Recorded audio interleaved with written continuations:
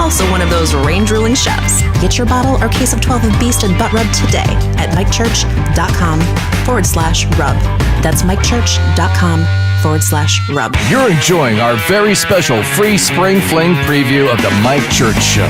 Yeah, so dude, why you just lying around getting you a suntan? And not heading to mikechurch.com/join to grab a Dude Nation membership for as little as $10. Yep, and unlike Scaramount, Scamazon, and we're never commercial free cock, we won't $5 and $10 you to death. $5 and $10 you to death, dude? Yep, nickel and dime went out with Bidenflation and let's go, Brandon.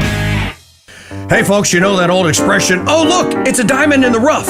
Well, let me tell you about a diamond in the rough. It's hiding in plain sight, and most of you have seen it. I am talking about Census Fidelium. No, not the Census Fidelium U-Boob channel that many of you know and love. I'm talking about Census Fidelium Press. What's that?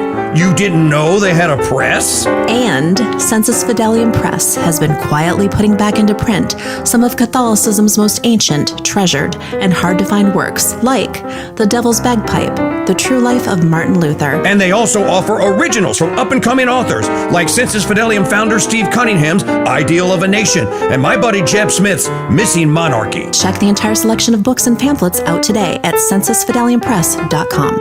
Tell us the coupon code SF40 at checkout for 40% off your order. That's censusfideliumpress.com. Coupon code SF40 at checkout, and tell them the King Dude, Mike Church, sent you. Learn about today's Saint of the Day in the Saint of the Day podcast at crusadechannel.com. Now look at more of today's headlines. Michigan authorities have identified the man responsible for the murder of a 16-year-old, Sherry Jo Elliott, putting an end to a 4-decades-old cold case, marking the latest crime to be solved using advanced DNA technology. And it was students who did it. Ronnie Collins, a 75-year-old resident of Grand Blanc, has been named as Elliott's killer, according to the Michigan State Police. On November 16th of 1983, Elliott left her home in Flint to walk to the bus stop, was never seen again. She was reported missing several hours later when she failed to return home from school. Authorities searched alongside Elliott's family for several days in an agonizing effort to locate her.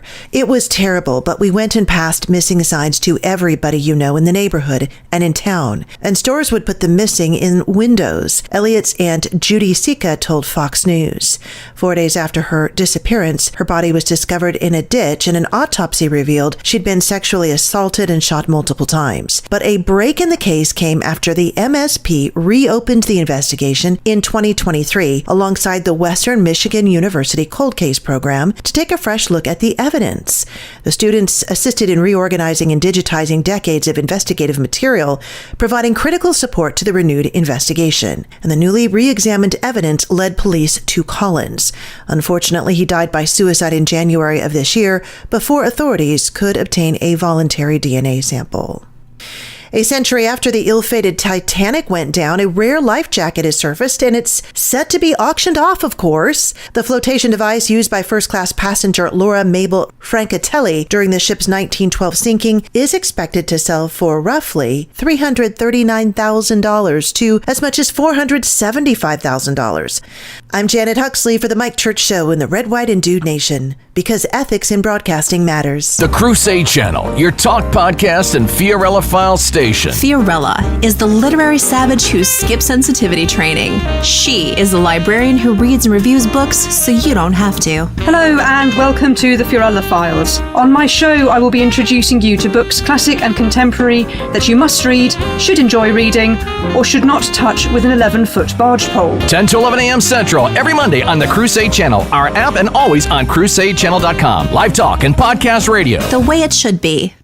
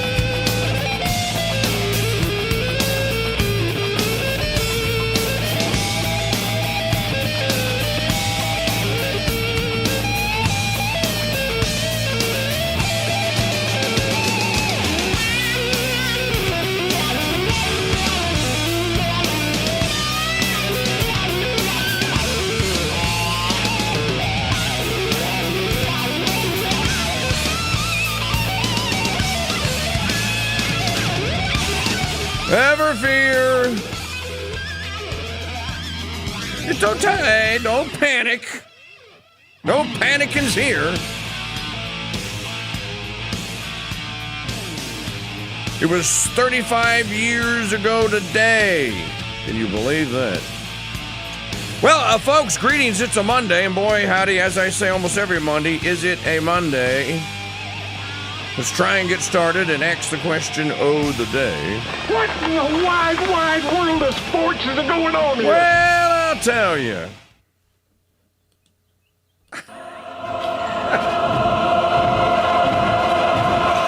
In order to ensure the security and continuing stability, I'm going to add Megaseg to my Apollo countdown. will be reorganized into the first galactic empire.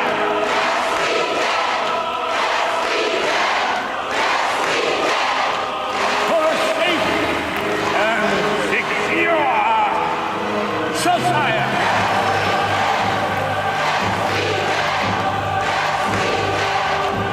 So I'm calling on Congress to pass these reforms, and I'm going to sign them into law. No, you're not. Down the thunder will now you got. You tell them I'm coming, and hell's coming with me, you hear? Hell's coming with me! It may actually be here. Call in line telephone number if you'd like to be on the program today, 844-527-8723, 844-5-CRUSADE. Email address, same as it ever hath been. Do we have email back in 1992? I think I had an AOL account, actually. Email address, I am KingDude at protonmail.com. Crusader and Mike Churchill's Stadium chat room open for your commentary at CrusadeChannel.com/chat. Oh, yeah. We're going to need a flight check today, buddy. Apollo 13 flight controllers. Let me tell you something, buddy. Listen up. Give me a go, no-go for launch. Ethics and broadcasting. Retro. Flight controllers. We go fly. Video. Guidance go. Podcast. Go flight. Megaseg. GNC. Fax. Telmute. Go. Control. Email. America Online. Go. Prodigy. FAO. CompuServe. Network. Go. Recovery. Go! Capcom. Recording. flight. YouTube. Launch control. This is Houston. We are go for launch. You know, in the Sgt. Pepper song, the first lyric is, it was 20 years ago today that Sgt. Pepper taught the band to play. So it was 35 years ago today. Now, we're going to do the extravaganza celebration tomorrow on Tuesday because I just didn't want to do it on a Monday. It's too hard. Because Mondays just, quite frankly, suck. So we're going to do it tomorrow, but today is the actual day. So year number 35 is officially kicked off, so you can either celebrate or lament depending on whose side you're on. 35 years ago today, I remember most of it pretty well. It was dreary. It was a horrible day. It was raining, and it rained pretty much all day Sunday. It was still raining Monday morning. You know, back in the day, in 1992, when I started in radio with that first gig at 1560 AM WSLA in Slidell, Louisiana, we had to actually, cut our own newspaper clippings out and stuff.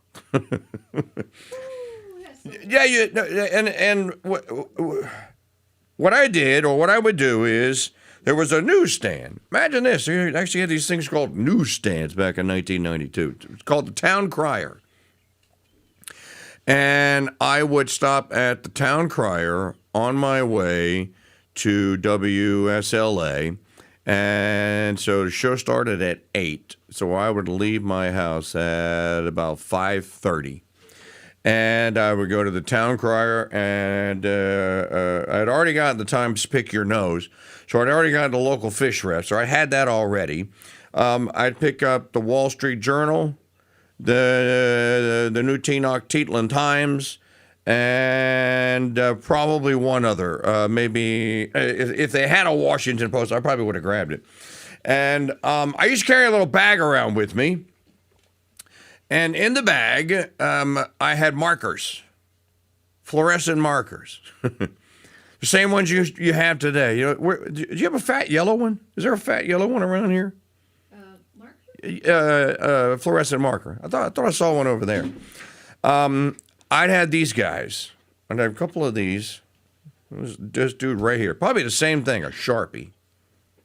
Pretty much the same thing. Oh, you know what? The green screen is dropping it out. It sees it as green. I had a bag of these, and then, because I was a commercial artist by trade. That's what I did. So, back then, you had a need for these things called X-Acto knives. You still have an X-Acto knife, don't you? I think, yeah. So I would buy boxes of razor blades to go in the X-Acto knife. They get dull pretty quick, actually. And so I would bring, and they came in little paper wrappers so you didn't cut yourself when you pulled them out.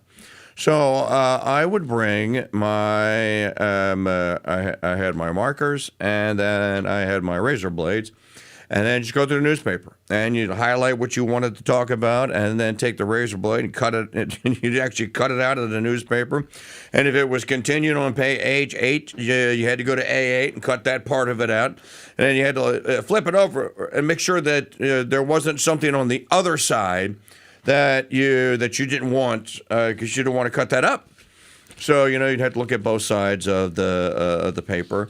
And that's how you did your show prep back then. You had razor blades and Sharpie fluorescent highlight markers. And you go through all the newspapers and gather up all your stuff. You could get email. So in 1992, I would have had an AOL account. A lot of you would have had AOL accounts. Did you ever have an AOL account? Probably not, because you was a little children's. So I had an AOL account, so that's how I would have gotten an email. There was no such thing as an internet news service. I mean, the only thing that was remotely close to that was one of those services that they had, like it was called CompuServe. Now, AOL did have news on it. When you went to your AOL news page, it did have. You know, it's hard to believe that America Online was the biggest company, growth-wise, in the United States in the 1990s. By the time you get to the mid-90s, 95, 96, somewhere up there with Bill Clinton, I'll start my second term as president. America Online is so big, it's buying Time Warner. Or I think it was just Time at the time. That's how big America Online became. I think AOL is still online. I don't think anybody has it. Well, wait a minute. There is a listener who has an AOL account. I know because I've emailed him in the past. So in any event, I brought all the newspapers there, and of course I was horrified at what was about to happen.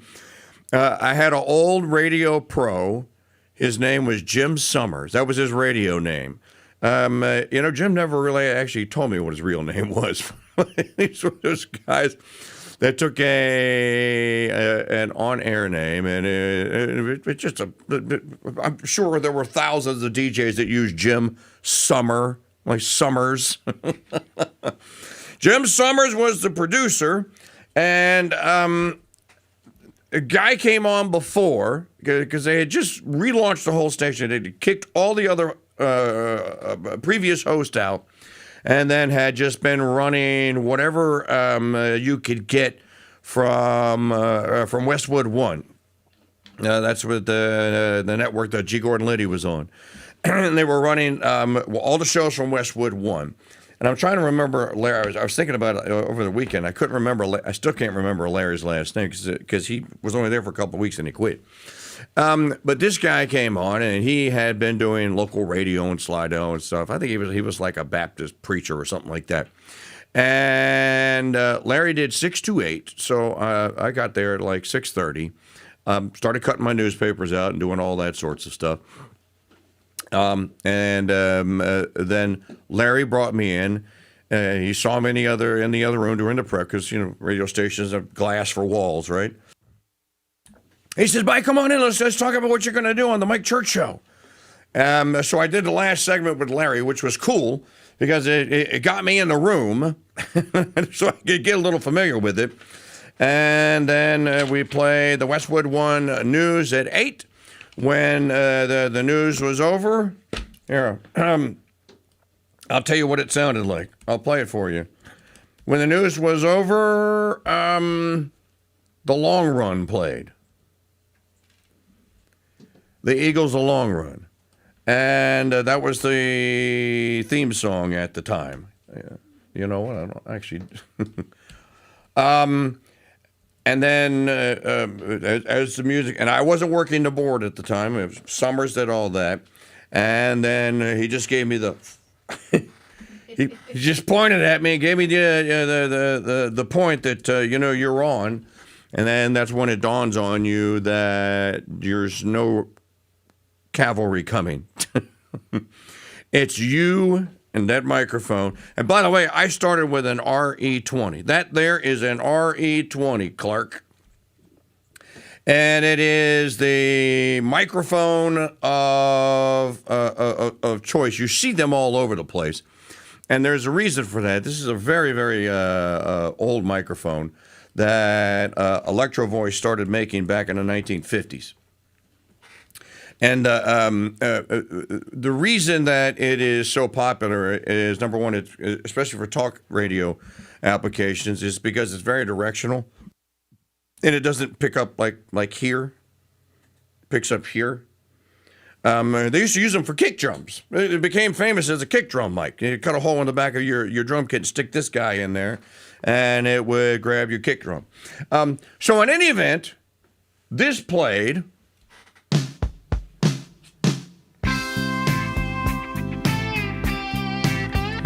And I'll show you where Jim Summers gave me the cue.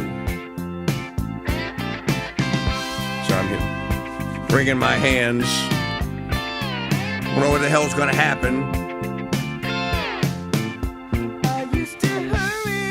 And then he faded down, and there was no turning back. And I don't remember what the topics were.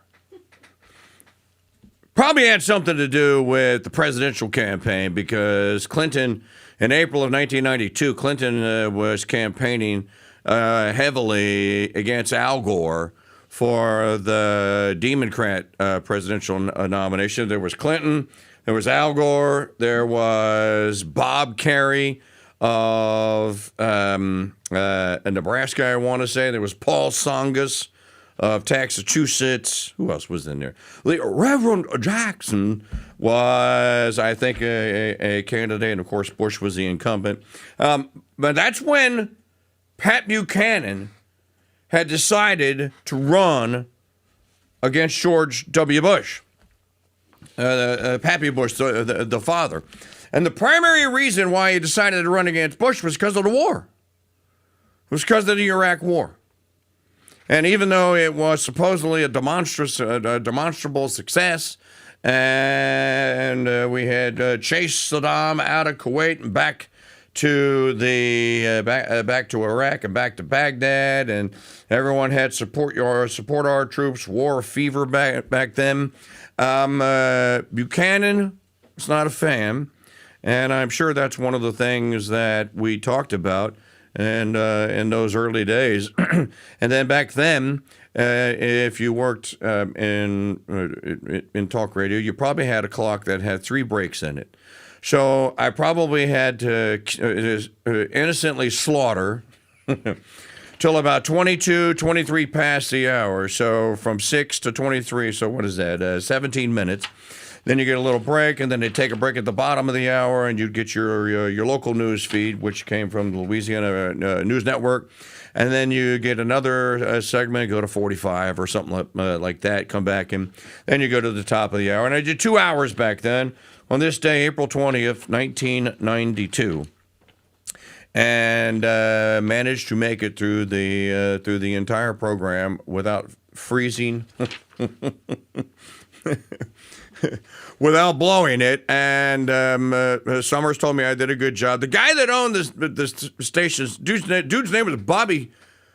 What was Adam Sandler's character in The Waterboy? Bobby Boucher. Bobby Boucher. The guy that owned the radio station was Bobby Fauché. Bobby Fauché.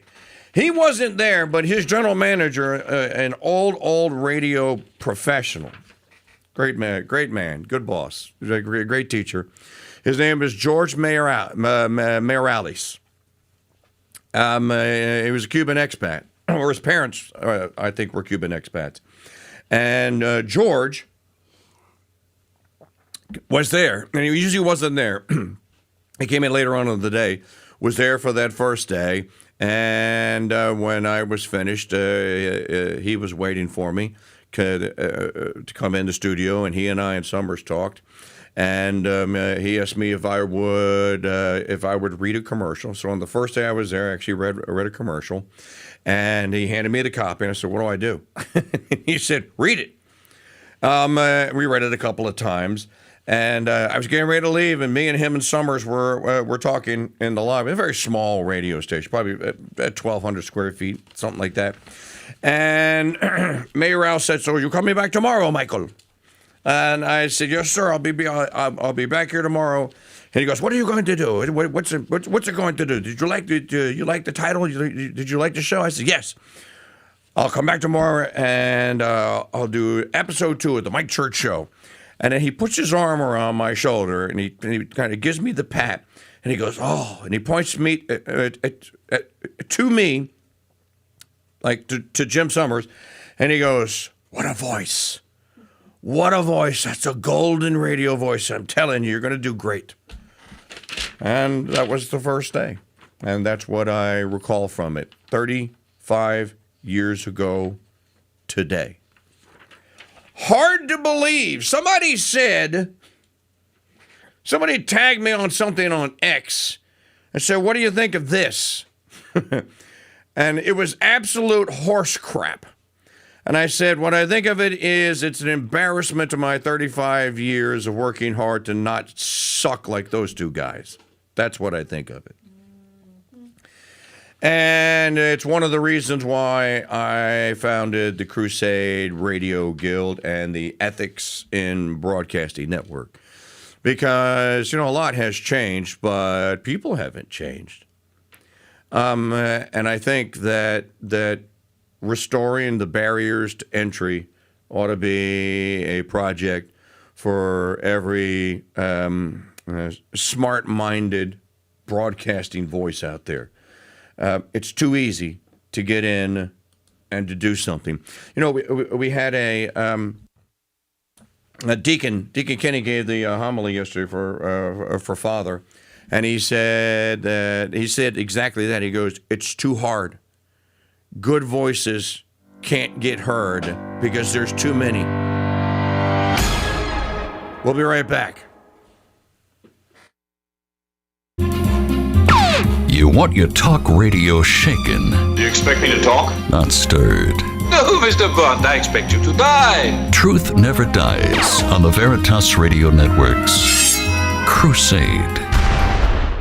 Do you want to save money on your next flight? Then pick up the phone and call. That's right, call. Because the best prices are not online. They're with SmartFares. See, SmartFares has special deals with the airlines. When they have unsold seats, they use SmartFares to fill them. So you get airline tickets at crazy low prices. They have access to great prices and discounts at over 500 different airlines. Plus 300,000 hotels and rental car companies. Their prices are too low to publish online. With the extra money you'll save, you can book another trip or treat yourself to dinner or shopping. So stop searching all of those travel sites to find the lowest price on your next flight. Let one of our SmartFares expert travel agents find the best price for you. Call SmartFares today and get ready to see the world with a fat wallet. 800-313-7757. 800-313-7757. 800-313-7757. That's 800-313-7757. You're enjoying our very special free Spring Fling preview of the Mike Church Show.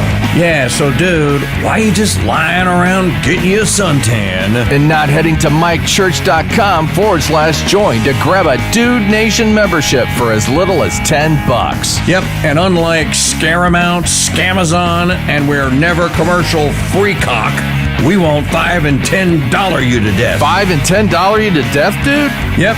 Nickel and dime went out with Bidenflation and let's go, Brandon. Hi, folks. It's Mike Church, founder of Founding Father Films, asking you to learn the true stories of America's founding by purchasing my movie, The Spirit of 76. The Spirit of 76 details the true story of the writing and ratifying of the U.S. Constitution. He is to be supported in extravagant magnificence, so that the whole of our property may be taken by this American government by laying what taxes they please, giving themselves what salaries they please, and suspending our laws at their pleasure. This animated movie comes complete with collector's booklets, DTS surround sound, and is packed with hours of bonus features. Learn the true stories of America's founding and order Mike Church's The Spirit of 76 on a 2-DVD or 3-CD set. Available now at mikechurch.com/DVD and by calling 844-527-8723. When you hear the noon bells tolling, it's time for Angelus, brought to you by the Crusade Channel. When most people hear the word coffee, they conjure up visions of a ceramic mug in the palm of both hands and a woman slowly sipping. This isn't a Folgers commercial. It's for Capuchin Holy Roast, and here's how I take mine. With a dash of vanilla, a pinch of cinnamon, a spoonful of honey, and lots of heavy cream. Add some ice, shake, and then enjoy, while knowing that's $6 the libs at Starbucks can't spend to ruin my life and yours. Capuchin Holy Roast in whole bean or grind is available at shop.mychurch.com.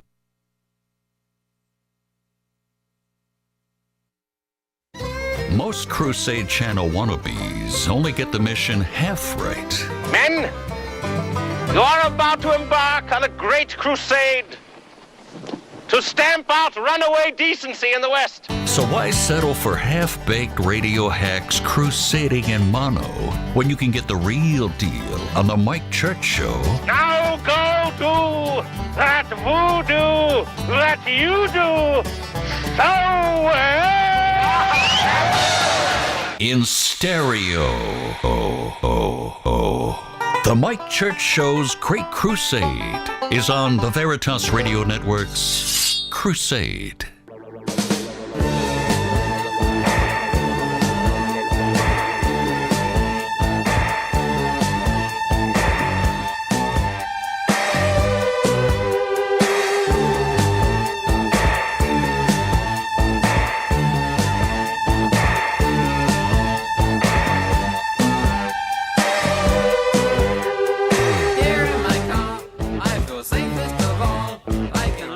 Hey, you know those on buttons on microphones still matter and they still work?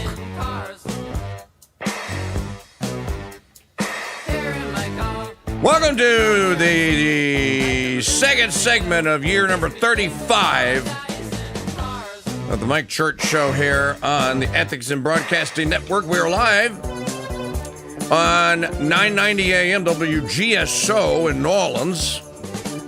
So kind of carrying on the live AM radio in the Crescent City bit for just a little bit longer here, folks.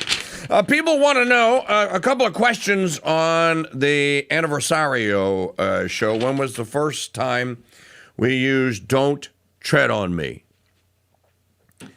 1999, when it came out. You know, I told this story before. I was at 770 AM WVNN in Huntsville, Alabama. And there were 5 radio stations there.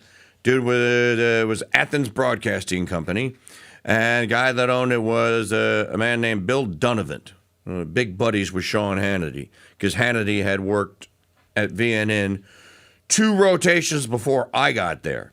So I got there in February I started in February of 1999, stayed until September of 1999. Probably should have stayed there and not gone to Charlotte. But in any event, it was during one of those, probably late spring, And I like to talk a lot and talk to people. So I knew all the other guys that worked at all the other little stations in there. Oh, Maggie, please. You want a peanut gallery in or not?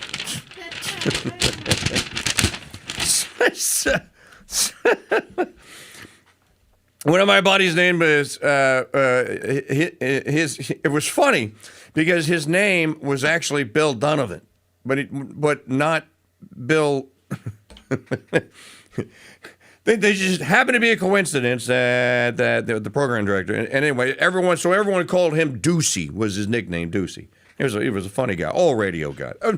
Back then in the business, it was so much fun because the radio stations were filled with these iconic, eclectic radio nerd characters. You'd have the news guy that, first time I had a news department was when I was at 610 WI. Well, no, we had one at V&M. At 610 WIOD in Miami. I'm trying to remember that guy's name. But dude just looked like a radio news, and he sounded like a radio news guy, too. He's one of those dudes that turned his limiter up to the maximum so that everything came out just really flat. And hello, it's George McElhenney with your 610 WIOD news. And in between news breaks, he'd be gathering his news to update his news. He used to rip it off the AP wire machine, which was the dot matrix printer back then. He would go out in the back with the other dudes, or in the chicks, and this dude was a chain smoker. And he had a chain smoker voice. In any event, I got to the station one day to go do the afternoon drive show, which was 4 to 6 p.m. No, it was 3 to 5 p.m. And no, wait, because Rush was on 11 to 2, and then Dr. Laura 2 to 4. So yeah, it was 4 to 6. And Ducey saw me in the prep room, and he came in and he dropped the CD on the desk. He goes, "Listen to that." And it was the Damn Yankees CD. I said, "Really?"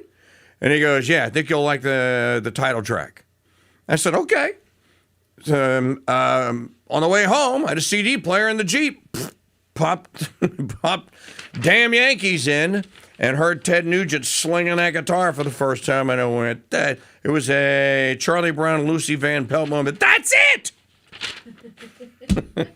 There was nobody there to get flipped over backwards a couple of times, though.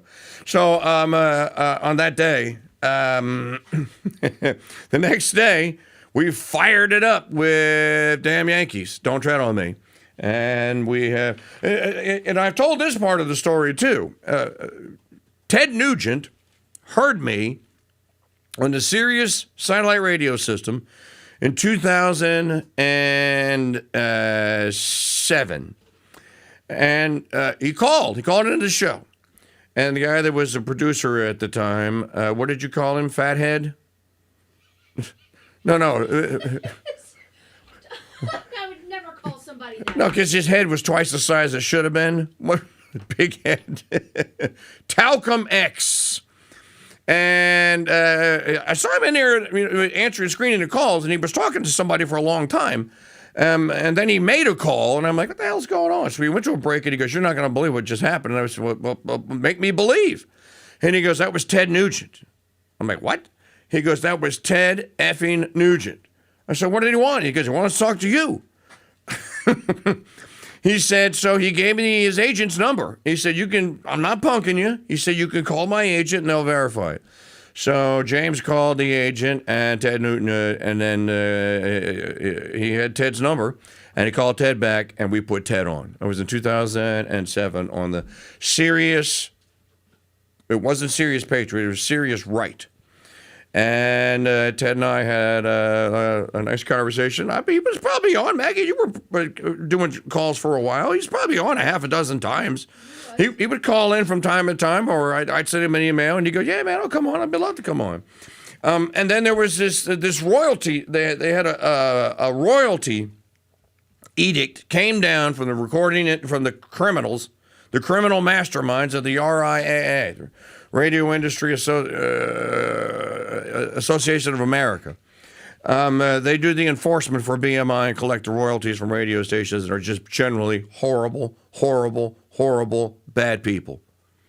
Hillary Rosen was their attorney at the time, a notorious Democrat. An edict came down to satellite radio that they had to start paying royalties for the music channels. They already knew that. But that wasn't enough. The greedy bastards at RIAA said any song played over 31 seconds on any of your sports channels or your news channels or your talk channels, you got to pay us for those too. And so Dave Gorab calls me in and he goes, you can't play Ted Nugent anymore. I'm like, what? He goes, well, you can play 30 seconds of it. I know you don't want to do that, so you're going to have to find something that's royalty free. I'm like, I was flabbergasted. I'm like, I've been using it for 9 years. People know me by it. He goes, well, this is what's coming down from on high. So I called Ted up. I said, Ted, you're not going to believe that. And of course, Ted, I can't tell you exactly what Ted Nugent said, but Ted was those, he said that he used the MF. He said those MFing bastards. He goes, and you know who's not going to get any of that? Me. You know who's not going to get any of that royalty? Me. He goes, Mike, me and Tommy own the song. He goes, Tommy loves you too. He goes, you have our permission to play it. Just keep playing it. And I said, they won't. And I said, is there any way I can get a version of it that's not a little inside baseball here on the 35th anniversary of the Mike Church Show? I'm seeing people come in and out of the YouTube. I wanted to talk about Iran. Well, we'll get to Iran later on, buddy. 35th anniversary today. Shut up. You might learn something. I said, Ted, is there a demo, scratch track of Don't Tread on Me? And he goes, you know what? I think there is. And I said, because as long as I'm not playing so in the record business, what they call it's what's called the mechanical. The mechanical is the one that the record company releases and they put on 45s on records or on albums and now on CDs or release as the digital. That actual version is the one that you collect royalties on. Now, if you're the songwriter and somebody else covers it, theirs will become a mechanical, but it's not a mechanical of the original. So you'd only get one mechanical per song. So I asked Ted for a demo, and he said, let me get back to you. So he got back to me, and he goes, there's no demo. We can't find a demo. We don't have it. He goes, but they don't know that. True story. He goes, they don't know that. Tell them it's not the mechanical. Tell them I gave you a demo. I'm like, seriously? He goes, I'll back you up. So I went to Gorab and I went, guess what? He goes, what? I said, damn Yankees gave me a demo. It's not the mechanical. Tell the RIAA, go screw themselves. He goes, done deal. Rest, as they say, is history. How cool is that for Ted Nugent's good? It's an irony, but the recording artists, they hate these people. They despise them. They can't stand them. And so that's how we got the damn Yankees and almost lost the damn Yankees. So, continuing on with the 35th year. Tomorrow is the party. I've invited lots and lots and lots of people that you have come to know and love over the years. And hopefully many of them will actually be able to make it. So, in the 35 years, we have broadcast from the United States, Scotland, England, and the south of France. So that's 4 countries, by my count. Over the course of 35 years, if you include California, because I worked for Information Network Radio, is what it's going to be called, in 2000, in San Francisco, City by the Gay, where they were going to provide all talk radio programming for the then nascent, soon-to-be launched Sirius satellite radio service, or CD radio as it was first called. And so I had moved out to San Francisco because that's where their HQ, that's where the headquarters were, and the radios didn't work. the people that made the chipset for Sirius, and they got sued over it too. The chips didn't work; they'd cut out for no apparent reason. So XM was first to market. In any event, we had to do something while we were there, waiting for them to make the radios. So they just threw me up on their business talk channel. So I actually worked in San Francisco. I'd say I worked in San Francisco. I have filled in let's see. Filled in Houston, filled in Dallas, filled in L.A., filled in Madison, Wisconsin, filled in Chicago, filled in Philadelphia, filled in Atlanta, filled in New York City. New York City! Yep, get a rope. Filled in, oh gosh, I'll lose track of how many places they in the early 2000s where I filled in. Worked at legendary 610 WIOD, which launched Phil Hendry's career, launched Neil Rogers' career, launched Larry King's career. Who else did IOD launch? Anyways, it was a great honor and distinction to work at 610 WIOD for that time in Miami, Florida. Worked at 1110 WBT in Charlotte, North Carolina, another legendary great talk radio station and news outfit there. Still owned by Jefferson Pilot Insurance Company. Worked in Lake Charles, Louisiana. That's where I met Maggie. You're lucky. You're lucky or unlucky day. Depends on who you ask. Well, whose side are you on now? That's what the folks want to know. Worked at the WRBZ in Raleigh, North Carolina. Worked at B97 here in New Orleans when it took a shot at FM talk radio. Well, that was fun. That really was, because people were just blown away. Because talk radio was reserved for AM, and everybody knew it. But there were these guys that came out of Arkansas, of all places, Little Rock, and they started a company, and they started buying radio stations. The company was called Jacor, Jacor. And the Jacor guys believed that there should be as much talk on FM as there was music. So they started putting talk show hosts on their FM stations, and it caught on. There was Jersey 101 was the second one. WNEW in New York was the third one, or somewhere up in there. Real Radio 104.1 in Orlando was the big one, where they went live all day long. And ultimately, for about 10 years there, the people that started that, the FM talk, is where I worked in Miami on B97, ultimately I would work for them at wherever station they were consulting at the time.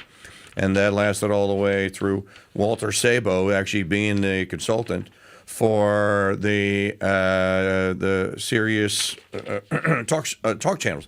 They had Sirius Right, Sirius Left, and Sirius Center. Can you guess which one I was on? Yeah, if you said Sirius Right, I told somebody this the other day. I told Don from the Bronx this.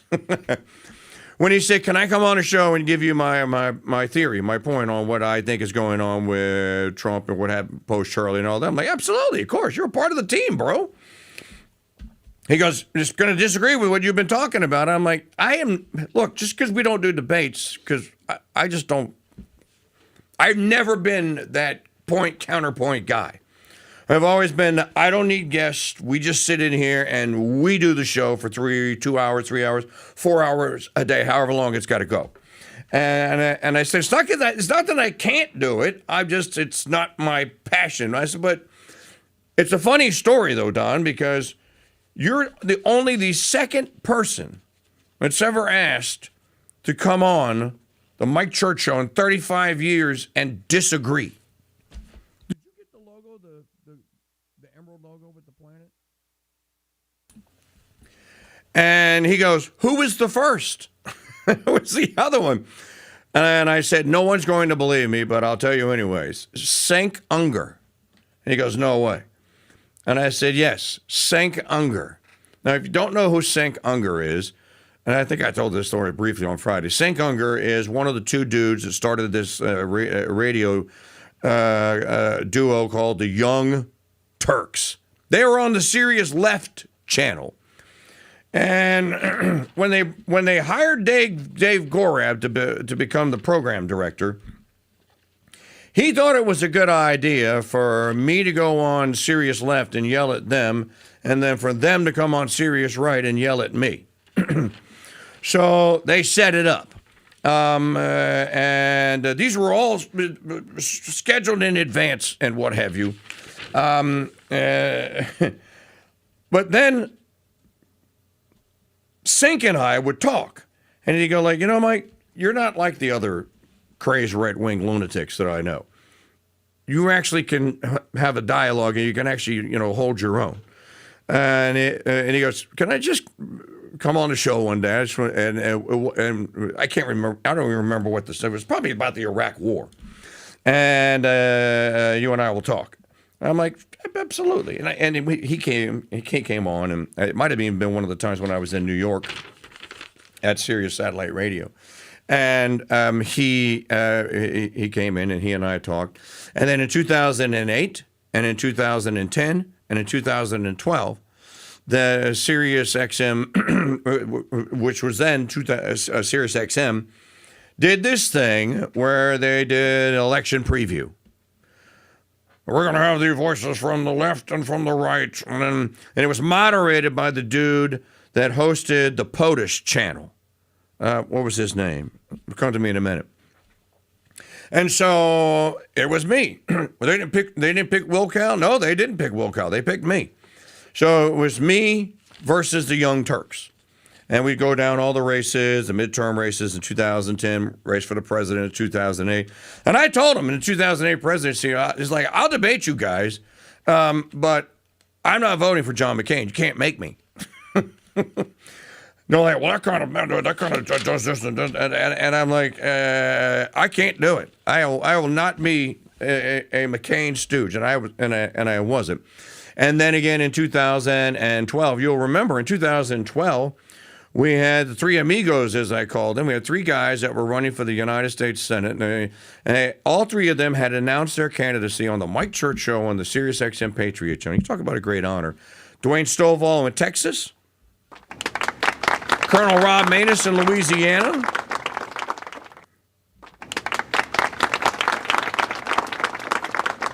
And Dr. Greg Brannon in North Carolina. And all three failed. It's not the greatest of endorsement track records. All three failed, but we covered that in 2012 on the Sirius XM channel. As a matter of fact, Dwayne Stovall, and I'll get him on because he's got a primary coming up. Dwayne Stovall is running for Congress. As a matter of fact, I believe part of that district that he is going to be representing in Liberty, Texas, is carved out of what used to be Jasmine Crockett's district. And I hope that Dwayne Stovall wins that. Okay, there's a lot to talk about here today. We could continue to go down memory road. You know what we didn't have also in 1992? We did not have they had not yet come out. They would come out like in 1995 or 94 or 95. We did not have automation systems. So if you had a commercial break scheduled in 1992, and this is why I had to learn how to work a board. So I was very early in the business, and Jim Summers, again, who was my producer for the first year that I was at 1560 WSLA, Summers was like, if you're going to work in this business, you need to learn how to run your own board. I'm like, okay, teach me. And he taught me the ins and outs, and he goes, and you have to wear headphones. He goes, don't listen to anyone. Don't let me tell you, and turn them up loud so you can hear. That way you'll hear if you're a mouth breather, you'll hear. Nothing more annoying than a phone call with a mouth breather, is there? Can you imagine listening to a radio show with a mouth breather as a host? Guarantee you, if that's the case, dude's not wearing headphones. You could tell. And Summers showed me the ins and outs of the board, gave me a little book to read. I read all about it, learned all about audio production, learned how to start making our own little commercial funny bits. First one I ever made was after Clinton had been elected president, the shocker of early November 1992. It was a bit about the first Thanksgiving that the Clintons would host at the White House. No, I do not have a recording of it. It's out there somewhere. And because we didn't have automation, all we had were tapes, and they called them carts, and they looped. And you have a 30-second card, you had a 60-second card, you had a 15-second card. Sometimes you had a really long one if you want to put something really long on there. So we put all of our bumper music. I will play some more of what we had in 1992 in the next segment. We put all of our bumper music on carts, and so we actually, and I had to apply for and get a FCC operator's license, Class C operator's license, which I still have framed somewhere. And that was the first day, 35 years ago today. Can you believe it?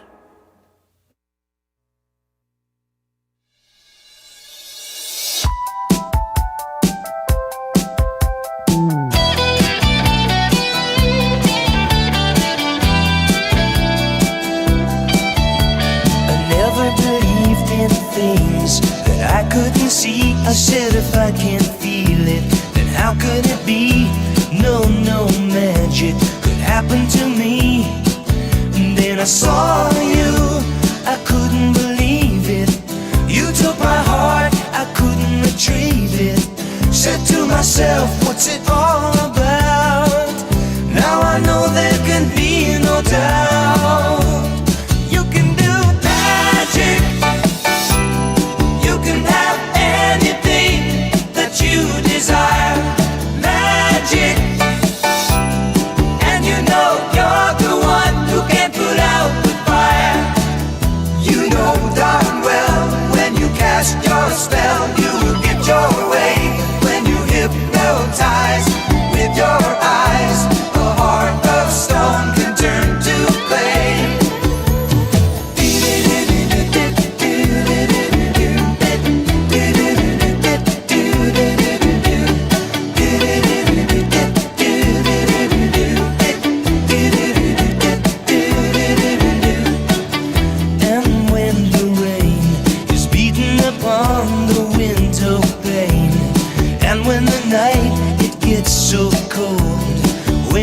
Sleep again, you come to me.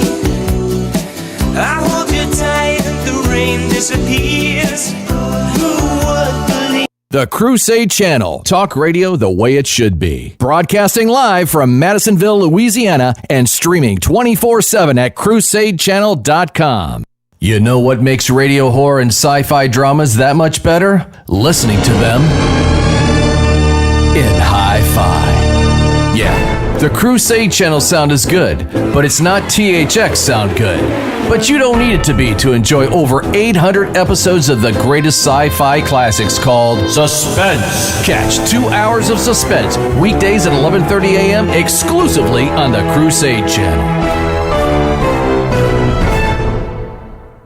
Silver and gold. In these turbulent times, buying silver and gold is such a no-brainer that even snowmen know they should do it. Now, all precious metal dealers claim to be the best, but only one can claim they are endorsed by the KingDude, and that's Miles Franklin. My friend Andy Scheckman's a regular guest on my show and a regular genius when it comes to silver and gold, and I trust him with my silver and gold purchases, and so should you. So email Miles Franklin today for your exclusive Mike Church Show discount price list. info@milesfranklin.com. Hey, KingDude, why did the chicken cross the road? Oh, I give up, dude. Is this another "it's such a bad dad" joke that I'll need a replacement in real life? No. It's a good one. Because he was excited about the Mike Church Show free spring fling preview. Get it? Oh, dude. Hey, Lee, you're in. While we await our replacement in real life for Jim, you have just enough time to go and grab a Dude Nation membership, starting at just $10 a month, and become a regular listener to the Mike Church Show. Okay, why did the dad have to attend the largely piecemealed together stand-up comedy rally? Oh, Lord. Why is that? Because bad dad jokes matter. With MedGuard Alert, you're never alone. You can connect with medical professionals anywhere, anytime. And now MedGuard is introducing our exclusive new Care Watch. If you need help quickly, use it from anywhere to contact medical professionals. No cell phone required. The Care Watch is not only a life-saving medical alert device, it's a revolutionary health monitoring system that checks your blood pressure, heart rate, oxygen saturation, and much more. And here's the best part. If you have Medicaid, you may qualify to get your Care Watch for free. The Care Watch is only available through MedGuard Alert. Call us right now. We have monitoring programs starting as low as $1 a day. The call is free, activation is free, shipping is free, and no contract is required. Remember, with Medicaid, you may qualify to get your Care Watch for free. Call us to get your Care Watch right now. 800-681-8020. 800-681-8020. 800-681-8020. That's 800-681-8020. Hi, folks, it's Mike Church, founder of Founding Father Films, asking you to learn the true stories of America's founding by purchasing my movie, The Road to Independence, the movie. The Road to Independence tells the exciting story of the Founding Fathers' struggle to declare independence. Resolved, that it is the opinion of all that exploitation from the Confederate Though not much progress has been made, cease. there is hope. This Dr. is Franklin done to prevent has the proposed a army and confederation of states, and I of believe young Mr. Wilson of Philadelphia may be an ally as well. we Still, this Congress is... This animated movie comes complete with collector's booklets, DTS surround sound, and are packed with hours of bonus features. Learn the true stories of America's founding and order Mike Church's The Road to Independence on DVD and CD. Available now at mikechurch.com/DVD and by calling 844-527-8723. Only the Crusade channel brings you the Saint of the Day read by actual nuns. Really? Our sisters are actual sisters? Yes, and you can catch their heavenly voices announcing the Saint of the Day on the Crusade channel. Oh, you boomers and your live broadcasts. I'm a busy girl. Sure, I'm very important only in my own mind, but can I get them as podcasts? I'm not a boomer. And yes, all Saint of the Day recordings are available as mini podcasts on our app and at crusadechannel.com. I see saintly binge listening in my future. I feel holier already. Some of the best things on earth come in threes. That's right, Lee. There's the Three Stooges. And then there's the Cajun cooking trinity of onions, bell peppers, and celery. And of course, guys, there's the Holy Trinity. Now, I'm not comparing my Trinity to the Holy Trinity, but I guarantee you, my Trinity of homemade small batch rubs can put a heavenly smile on your taste buds. And all three come with my 100% money-back guarantee. If you don't love and think that my Trinity of beast and butt rub, chicken mamu, and Acadiana steak seasoning aren't the best and most essential spices in your arsenal, I'll buy them back from you. It may not be holy, KingDude, but that's the best spice and rub deal on this side of heaven. Order Mike Church's set of Trinity rubs and save big at mikechurch.com/rub. That's one bottle each of beast and butt rub, chicken mamu lemon herb seasoning, and Acadiana steak seasoning for one low price and the King Dude's money back guarantee. Order today at mikechurch.com/rub.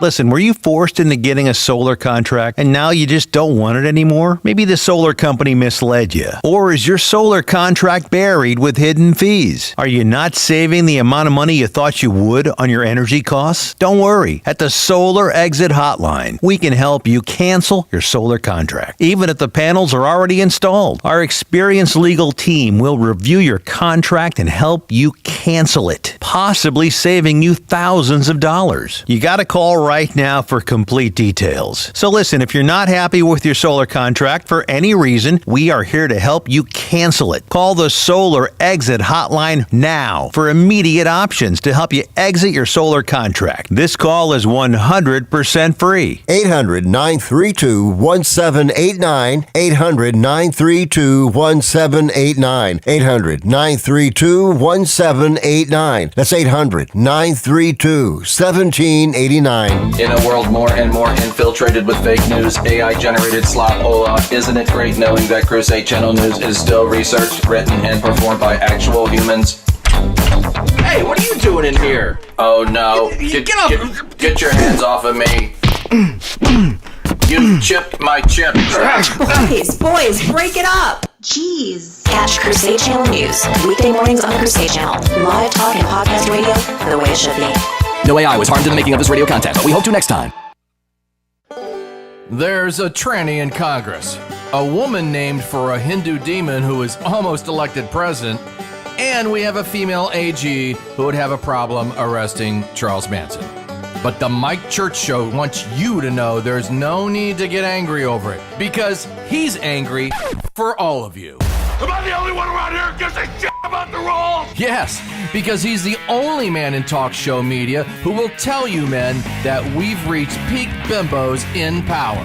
The Mike Church Show, a man that the 13 sane feminists on Earth are in love with, and you will be too.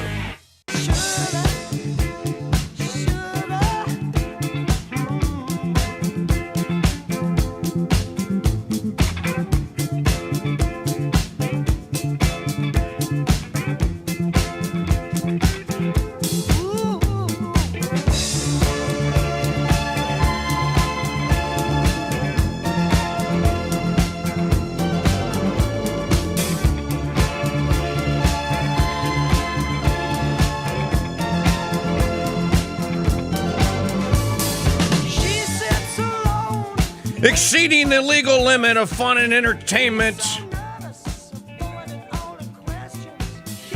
An important political commentary on a daily basis. It's not a job, it's a way of life. The Mike Church Show, 35 years old today.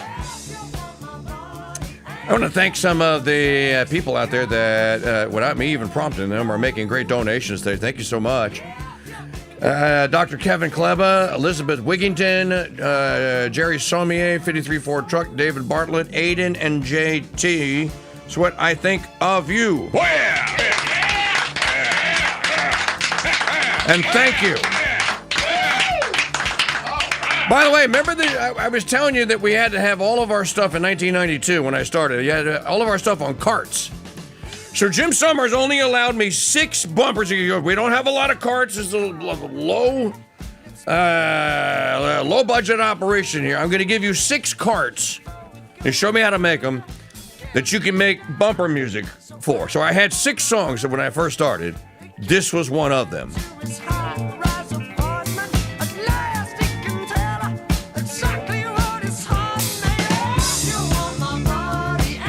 Rod Stewart.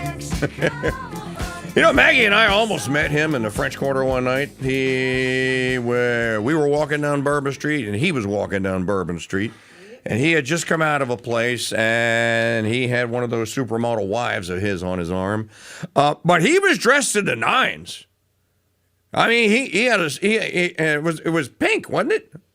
Yeah. I think it was pink. He had he had like a pink 3-piece suit with a white Oxford shirt, and his shoes were even pink. His shoes were pink, and he smiled at us. You know, we saw him coming. I'm like, "Hey, Rod Stewart," and it was a good day.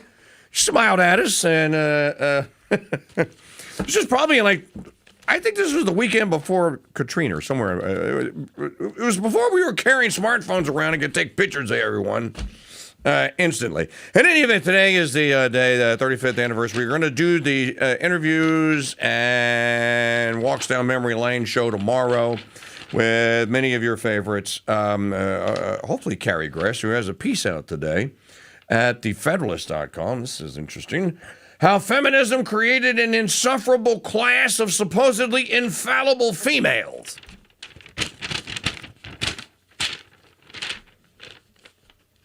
Not true. As the bit from Jim Mosier says, we've reached peak bimbo. Ann Coulter, my buddy from time to time. Almost every conservative book may as well be a Fox News t-shirt. She just wrote a couple minutes ago on X. I don't know why TV hosts can't sell mugs or doormats instead and stop pretending to write books. And then she quotes this story from Salon about herself, saying, the intellectual work of the Coulter era, arming the reader with talking points meant to expose the left, has been replaced by something that functions more like branded merchandise. I actually think that this woman is onto something. It's a story at Salon. Conservative publishing is trading politics for piety. Every time I talk to Magdalene Rose, our political affairs contributor, the conversation ultimately turns to, on almost every day, where are our intellectual leaders? Where are they? Where is the intellectual ammo from the right, other than me? Where is it coming from? You have basically bumper stickers that pass for shows. And you just take the bumper sticker, whatever it is. Like for example, we have a clip today of Sean Hannity, Pawn Vanity, who is now an outright apostate. He's apostatized against the Holy Catholic faith. And so he could bash Pope Leo XIV.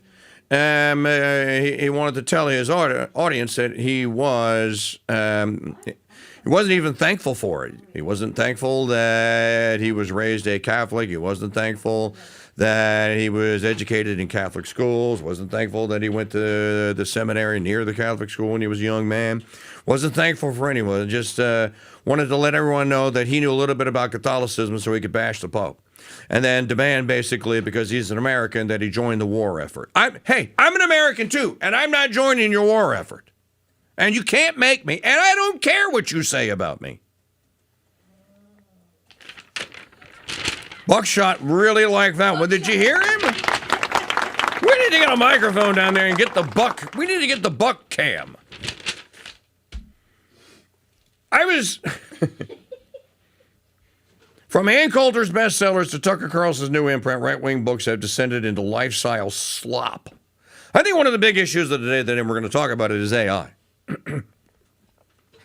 There's a company out there that has developed an AI so powerful they are not going to release it. And they had the plans to release it to the public and sell it, but they're not going to do it because they're terrified of it. Because you can use it to hack anything. Because you can use it to hack into your neighbor's bank account. Or the Pentagon. Or the Pentagon. Or launch a nuclear missile or something to that effect. Skynet. It's just a matter of which one of the bad guys, Ellison, Altman, these demon-serving, Satan-serving James Bond movie villains. It's just a matter of which one of them is going to launch Skynet. Because one of them's going to. They're not going to call it Skynet, of course, but they're going to launch it. And then once again, just in 35 years of broadcasting, and by the way, just so you know, you guys don't know this and you can't really see, but Maggie can take a picture and can show you. And I was talking last segment about running the board, about being your own operator. Maggie has hers, so she's learned to run the master control, and run her own sound bites at that mixing board right there. But mine is here as I have always had it. Since 2003. It's been in it's that exact rack. It's different mixer, but it's that exact rack that sits kind of upright like that I can reach with my hand within mixing distance. And I have I have learned to I've learned all the tools and tricks of the trade, and I had some pretty good teachers along the way and some great stuff to listen to. I actually agree with the headline of this post, and I'm going to tell you, it's at Salon, which is the left wing rag. Sophia Tesfaye is who wrote it. I'm going to tell you, there's no pride in the craft. There is. It's not even pride. It's a love. You have to have a love of it. You know, I have a listener, and he's probably listening right now, and he knows I'll refer to him from time to time as BKB. You know, BKB grew up in kind of a family business and stayed in it long beyond when he didn't have to stay. He wanted to stay. And he loved the business. He loved the industry. And he loved the people that he worked with, some of them family members. And when you love something like that, like you love your children, you're going to care for it better, and you're going to try to make it. You're going to work through grace and try and perfect. As St. Paul tells us, we are perfected through grace. Well, it's the same thing in vocations. You're not going to get any better if you don't love it. And if you're just doing it so people will know your name and they'll click on it and go, oh, look at you got to click and like out of me. Number one, you're not going to last, and you shouldn't.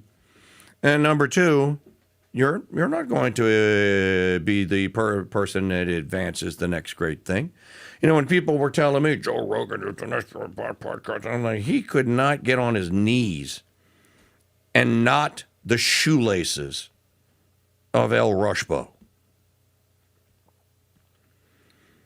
And I'm not knocking Rogan per se. That's just an indication of where we are.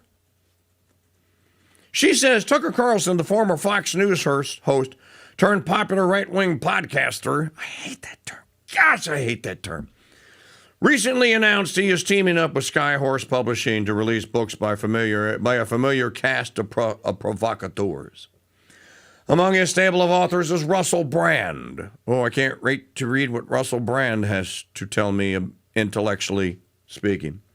The actor currently facing multiple sexual assault charges in the UK. And Milo Yiannopoulos, a far-right media figure who once identified as homo, but now advocates for so-called conversion therapy. Carlson has framed the venture as a defiant stand against censorship. And it seems clear that the imprint intends to push against the boundaries of what legacy media will tolerate, like a book on cancer by Los Angeles Times owner Dr. Patrick Soon-Shiong, whose controversial cancer drug Ankiva recently received FDA warnings. Carlson's inaugural slate of writers is a good snapshot of where the right's intellectual life has arrived in 2026. She's not wrong. Conservative publishing isn't dead, but it's drifting, trading politics for piety and intellectual rigor for the safer margins of lifestyle content and cultural signaling. Now, if you want to read intellectually well-grounded conservative content, I will tell you where you can get it at. Catholicism.org, Brother Andre Marie's Ad Rem. Read it. Even if you're not Catholic, read it. That's intellectual. It's philosophical. It ponders great questions. He writes and proposes solutions to the great questions, gives you the historical basis, even gives you the philosophical or the theological basis. That's hard to do. Why do that when you can write a book, we're MAGA people, and we stand behind our candidate or we're going to lose the midterms? I don't care. Did you know that for poops and giggles this weekend, the United States Navy tried to sink an Iranian warship? Here's Trump bragging about it on Truth Social. Today, an Iranian-flagged cargo ship named Tuska, nearly 900 feet long and weighing almost as much as an aircraft carrier, tried to get past our naval blockade, and it did not go well for them. They tried to get past the naval blockade because someone in your delegation told the Iranians that if they dropped their blockade, you would drop yours. Let me tell you what's going on here, what I think is happening here with this disastrous, horrible, illegal, unconstitutional, immoral, unjust war with Iran. When President Trump puts a statement out It goes around the room. Then they go to the spin, and they go like, okay, we know that I'm getting ready to put this stuff out. 2/3 of it isn't true. It's an information war. Like when he says that, well, we have a deal. Yeah, the Iranians should back down. I won all 7 swing states. I've never been on any of the radio stations that Mike Church says that he was on because he's a loser. Okay? He's a low IQ loser like this. Loser. When he comes out and he makes these statements, he knows that they are not true. What I believe that they're trying to do is they're trying to bluff the Iranian politicians and people inside the IRGC into thinking that the leadership, Aga Shir, the guy that we quote from time to time, and others, that the Iranian negotiating leadership have basically betrayed the cause. So when they read a headline, it goes like, wait a minute, you agreed with the U.S. to end the blockade at the Strait without them ending their blockade? Now just think, if you're an IRGC member, that's a betrayal. You'd be pissed. Well, it wasn't true. The Iranians did not agree to that. What they had said was, the term that we will give you is, you drop your blockade, and we will let using the Iranian conditions now, they got to come through us, but we will let ships pass through the Strait of Hormuz from all the other countries. By the way, I'm just watching video on One American News. North Korea launches missiles over Sea of Japan. Well, how come they can have a nuke? Why are they launching missiles? Well, because they have nuclear ambitions. That's why they're launching missiles. Why aren't we terrified? Why isn't the USS Kitty Hawk going to North Korea? Trump's been saying for 45 years, North Korea can't have a nuke, can't have an ICBM. Well, they just launched one. In any event, there's an information war that's going on here, and I don't know if it's working or not, but what they're trying to do is they're trying to bluff the Iranian political system or political players into thinking that there is some horse trading going on and that Iranian politicians or negotiators are trying to save their you-know-what. And so they're agreeing to deals that make them look good, but throw the IRGC and the Iranian public under the bus. And then it'll take almost a day, and then the IRGC or someone in the Iranian parliament will come out and go like, no, that did not happen, and we did not agree to those terms.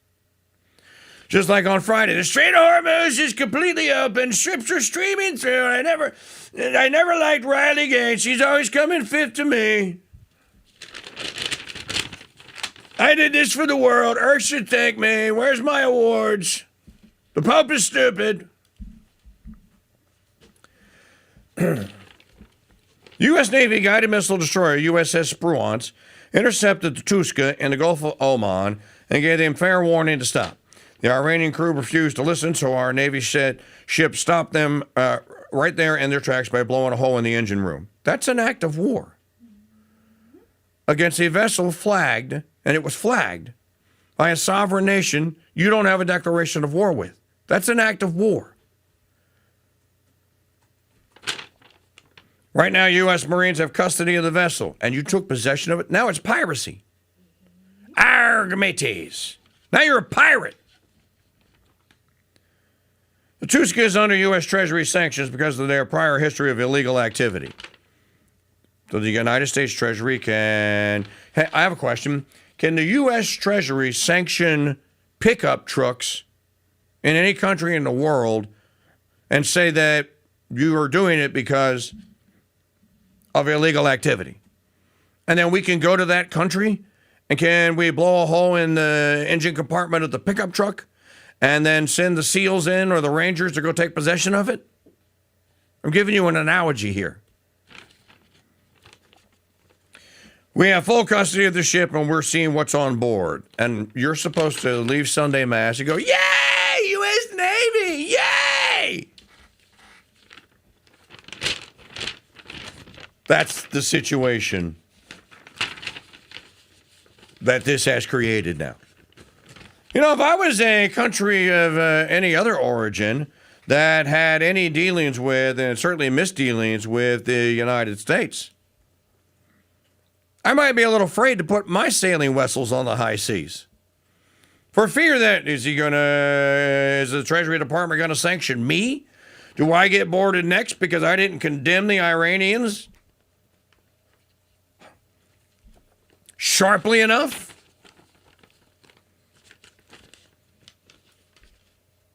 Five weeks ago, we were told, it's 6 weeks now.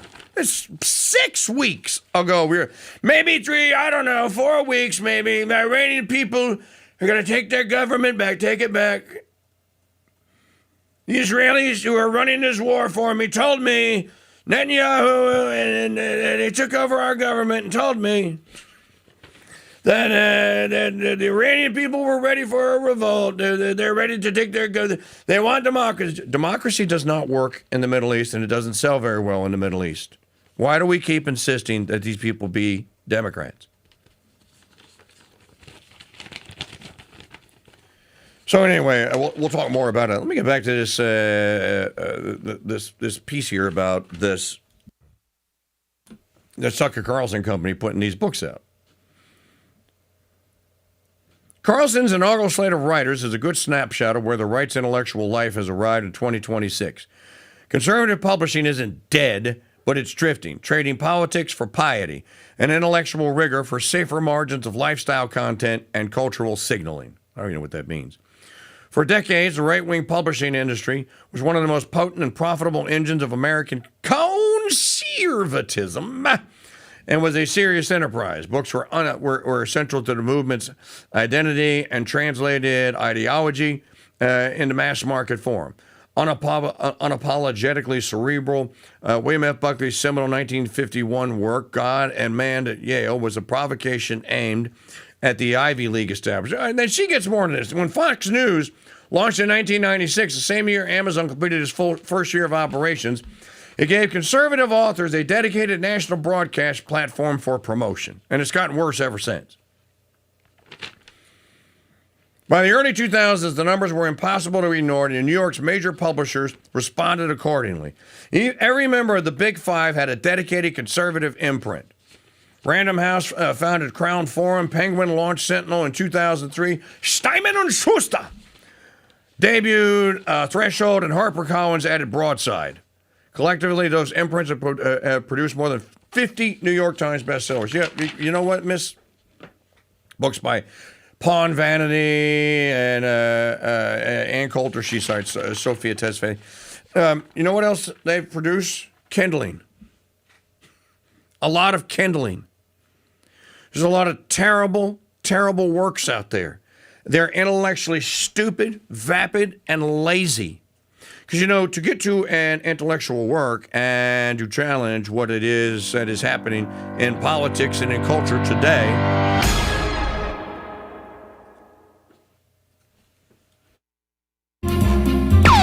You want your talk radio shaken. Do you expect me to talk? Not stirred. No, Mr. Bond, I expect you to die. Truth never dies on the Veritas Radio Network's Crusade.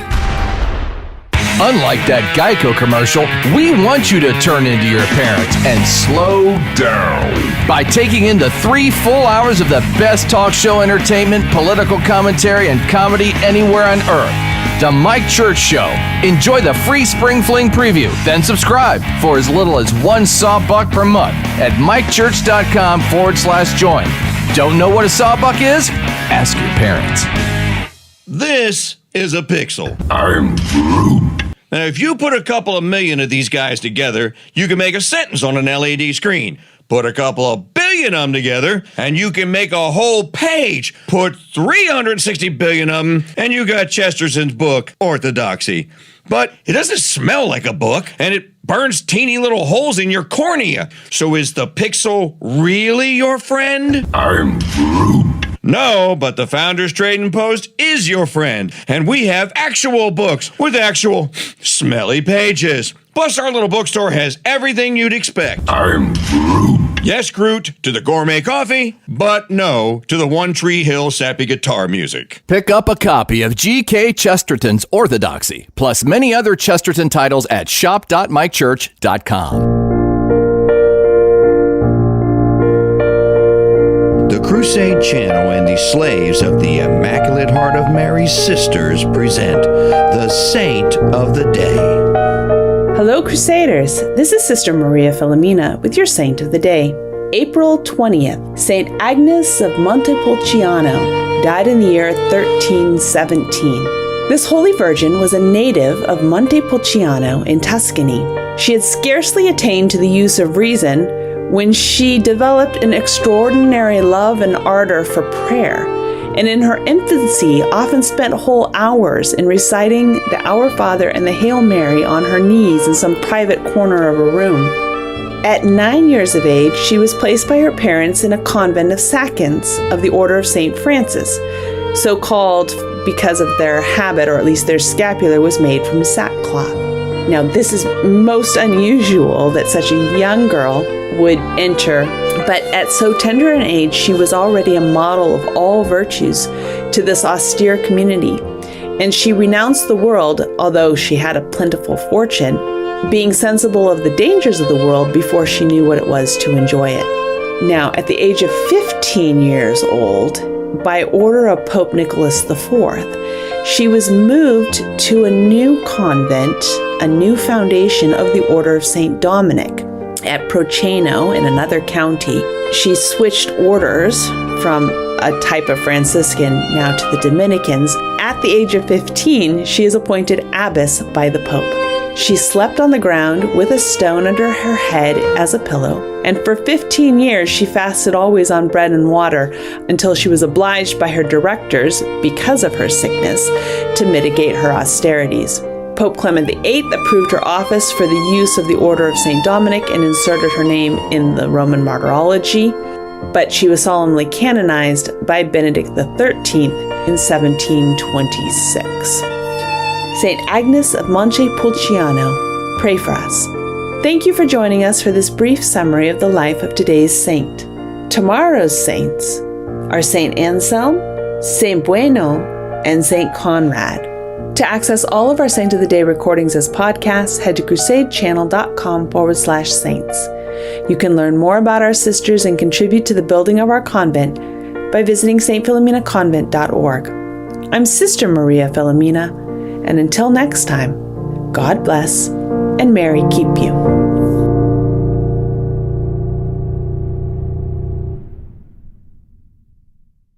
Do you want to save money on your next flight? Then pick up the phone and call. That's right, call. Because the best prices are not online. They're with SmartFares. See, SmartFares has special deals with the airlines. When they have unsold seats, they use SmartFares to fill them. So you get airline tickets at crazy low prices. They have access to great prices and discounts at over 500 different airlines. Plus 300,000 hotels and rental car companies. Their prices are too low to publish online. With the extra money you'll save, you can book another trip or treat yourself to dinner or shopping. So stop searching all of those travel sites to find the lowest price on your next flight. Let one of our SmartFares expert travel agents find the best price for you. Call SmartFares today and get ready to see the world with a fat wallet. 800-313-7757. 800-313-7757. 800-313-7757. That's 800-313-7757.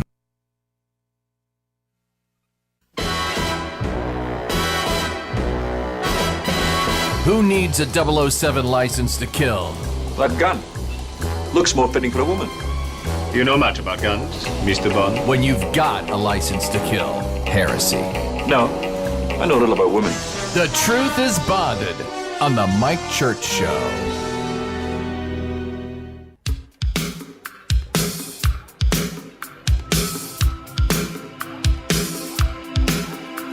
Shake up the picture when there's an extra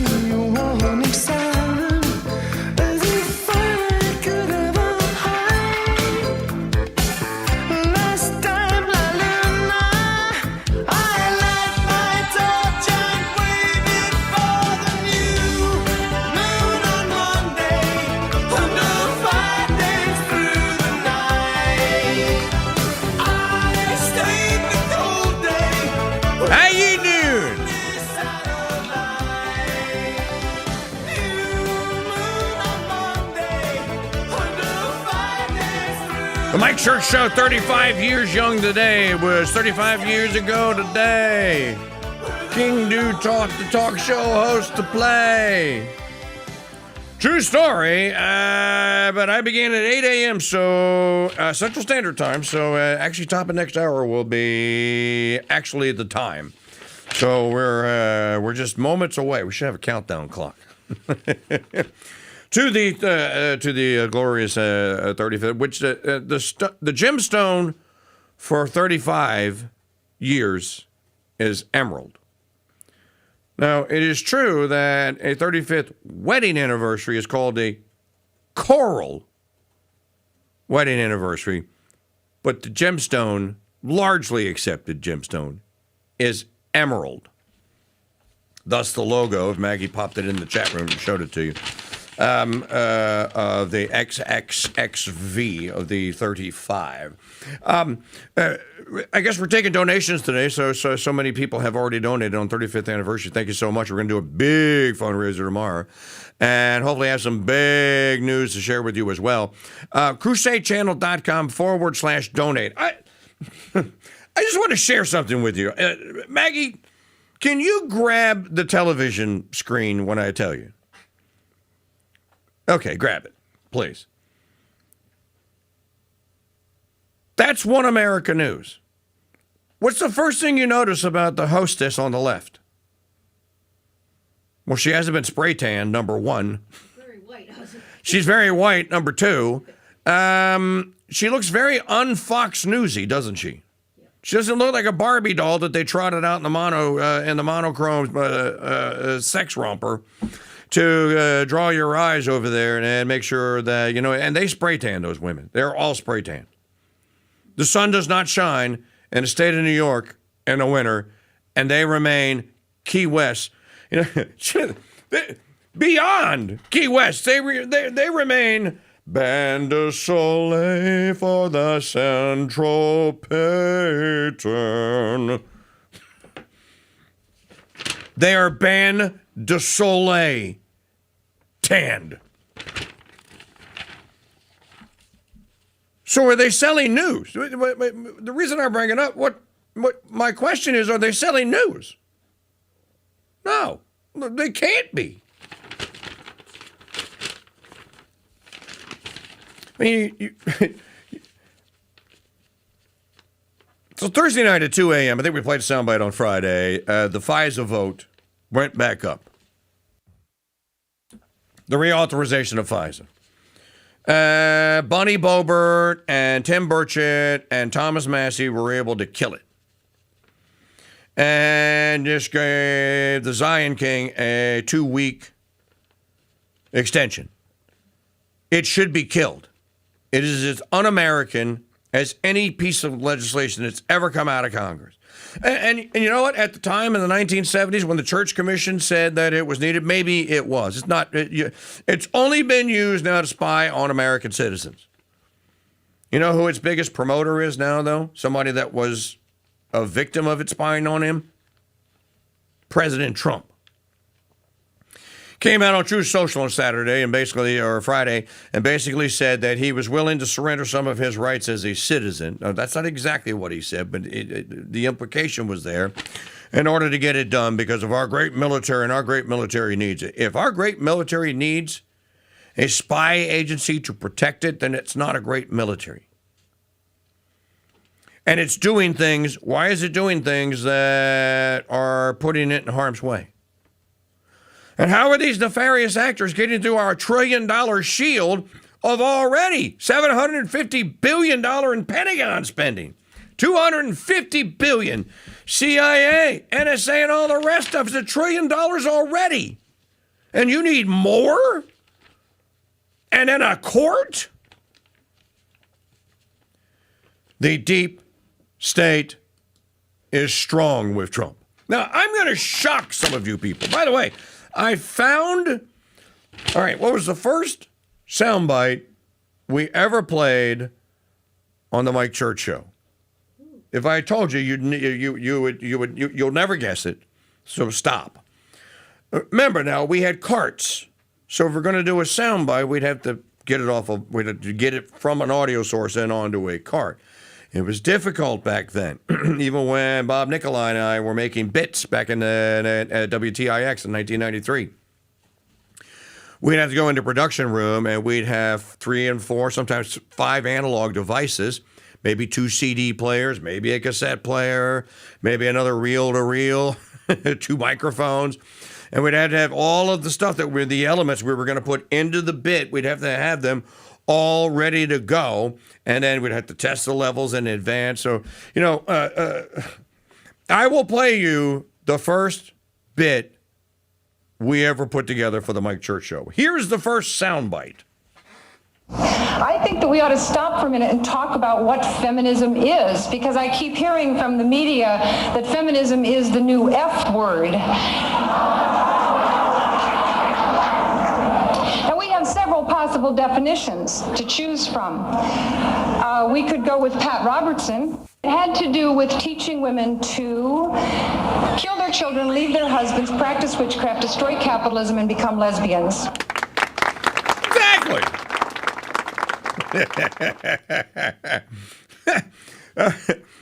And when I went looking for that, I found it. I found it like 2 years ago when I went looking for it, and it was just in some. And I kept searching for it, but I didn't title it correctly. So, that was the voice of the former president of the National Organization of Angry Ugly Women, also known as NOW, Patricia Ireland. Okay, first bit we ever did. Honey, is dinner almost ready? I've got to get to the bowling alley. Oh, and did you iron my bowling shirt today? What would you do when faced with this terrifying situation? How about using the Butch Club? Hi, I'm Staffless Sergeant Butch Splitter. Many women today are unaware of these horrifying and unverified statistics. Every 3.8 milliseconds, an American woman is scolded, forced to do ironing, cooking, cleaning, and consent to having sex with men. Many of these atrocities against womandom could have been prevented simply by using the Butch Club. Endorsed by the National Fraternal Order of Feminists and the Association of Closet Lesbian Police Chiefs, the Butch Club is a woman's first line of offense. The Butch Club mounts easily anywhere men are and comes complete with a retractable stainless steel kitchen knife. Costing only pennies of your alimony payment per day, the Butch Club makes a great Maillard birthday gift. Order your own Butch Club by calling 1-800-CLUB-MEN. NARAL, NAMBLA, and NOW cards accepted. So next time you hear, Honey, is dinner almost ready? I've got to get to the bowling alley. Oh, and did you iron my bowling shirt today? Reach for the Butch Club. It's still funny. It's still funny. 34 years later. That was the first intern I ever had. That was at 690 AM WTIX 690 in New Orleans. And her name was Erin Metzger, and she was a communication major at Tulane University. And she was a young lady. She was a talk radio fanatic. She loved it. And she actually called me. She goes, I put my application in for internship, and I want to come intern for the Mike Church Show. And I went, oh, okay. And she did. She did September through December of 1993 at WTIX. And I wrote that bit and got her to voice it and did my part, and we put it all together, and there it is. We get to play it today, and people still crack up at the Butch Club. All of the songs that we have ever done here in the 35 years, every bit, every comedy bit, Jonestown Kool-Aid Company, stuff like that, the Hillary team, all of that. I wrote all of it. There's simply nothing has been like it in all of radio. And someday this show and the author will get some credit for it, because we have written some amazingly hysterical comedy. And we've never hired. The only time we ever had anyone that contributed anything to the show in 35 years is when my buddy T-Ben Boudreaux would send me his joke sheet that he would write for Jay. He was actually a writer for Jay Leno, and from time to time I'd use a T-Ben joke, and you could probably tell if it was a T-Ben joke and it wasn't one of mine. But I've always been, so when you go, I wonder who writes all the TKD stuff. I do. All of those little James Bond bits that you hear, I write everything. Everything that goes into the show is written by yours truly. We don't have writers. I'm not Megan Kelly. I don't have 6 producers and a staff of writers. We write it for you. So I hope you enjoy it. All right. I want to shock some of you people. Now, I want to know... You know, if you do this for as long as I do it, you will make mistakes. And yeah, you can be deceived. I was, and many of you still feel as though you were deceived. You were deceived by President Trump. Now, there's probably some disagreement on the depth of the deception and for the length of the deception. But has there been a deception? There has been yes, there has been a deception. You know, the people that won't admit this, like the Pawn Vanities of the world, they are so invested in the MAGA enterprise, their literally careers hang in the balance. So in other words, they're going down with the ship. It doesn't matter what the truth says. It doesn't matter what has been revealed. It doesn't matter what you're seeing with your own eyes right now going like, well, that's not very MAGA. As a matter of fact, it's not.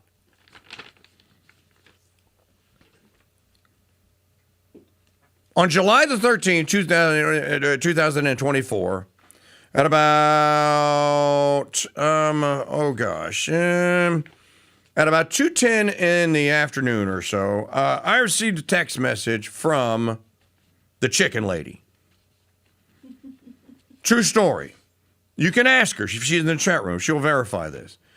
She said, the text message said, OMG, Mike, I think they shot Trump.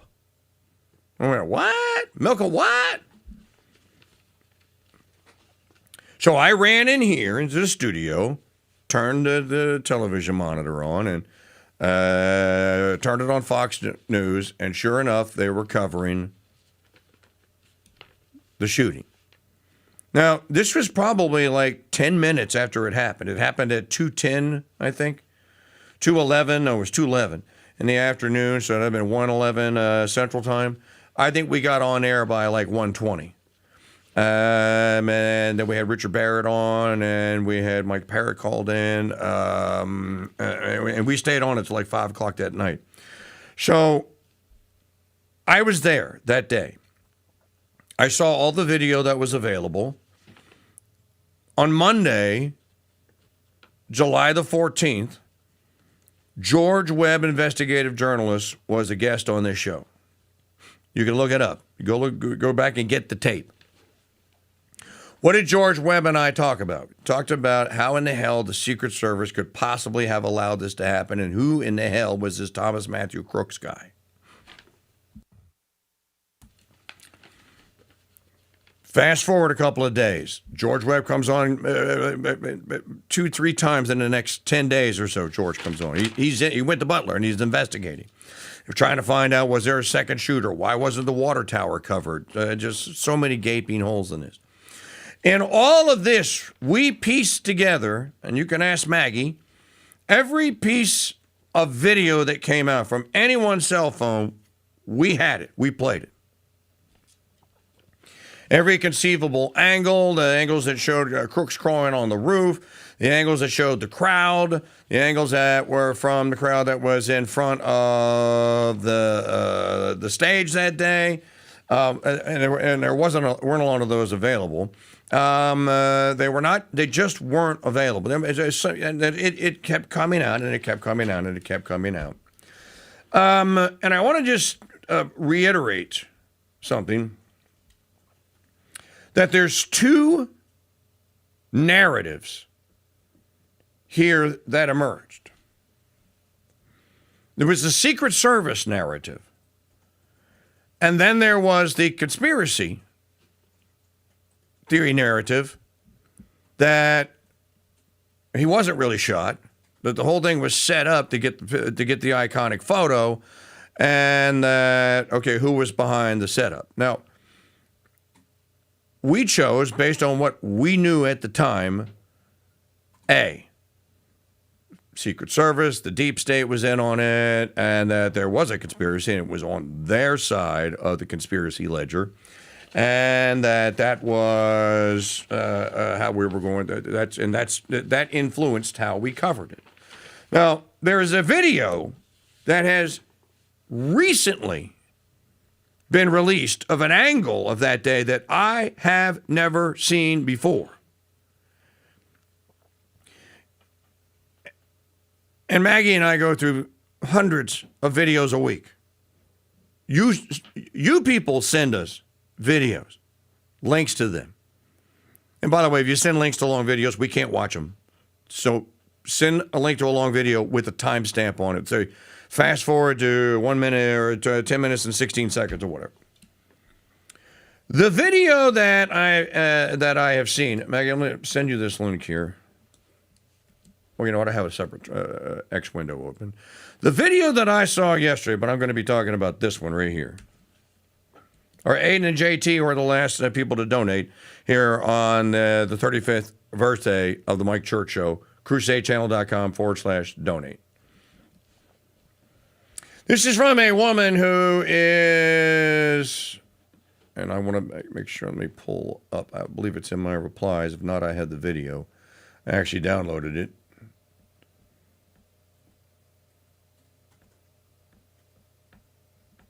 There it is. Okay. And Maggie, this is the video that I'm going to be discussing right now.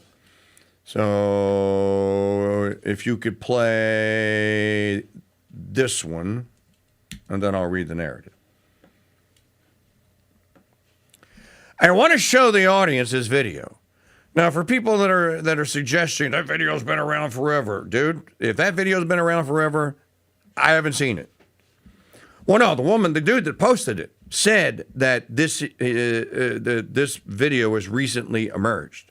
That's what he said. You've seen this one? I haven't looked at it yet. All right, so I want you to watch. Now, this is taken from the audience perspective, front row seat at Butler on the 13th of July, looking at the stage. Just watch. President's been shot.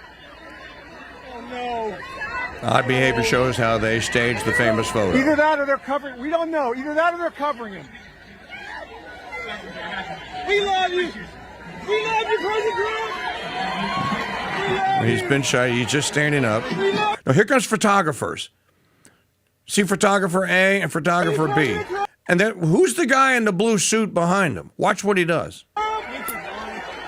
He pushes him. Watch the flag being lowered. See the flag coming in? Lower it, lower it, lower it.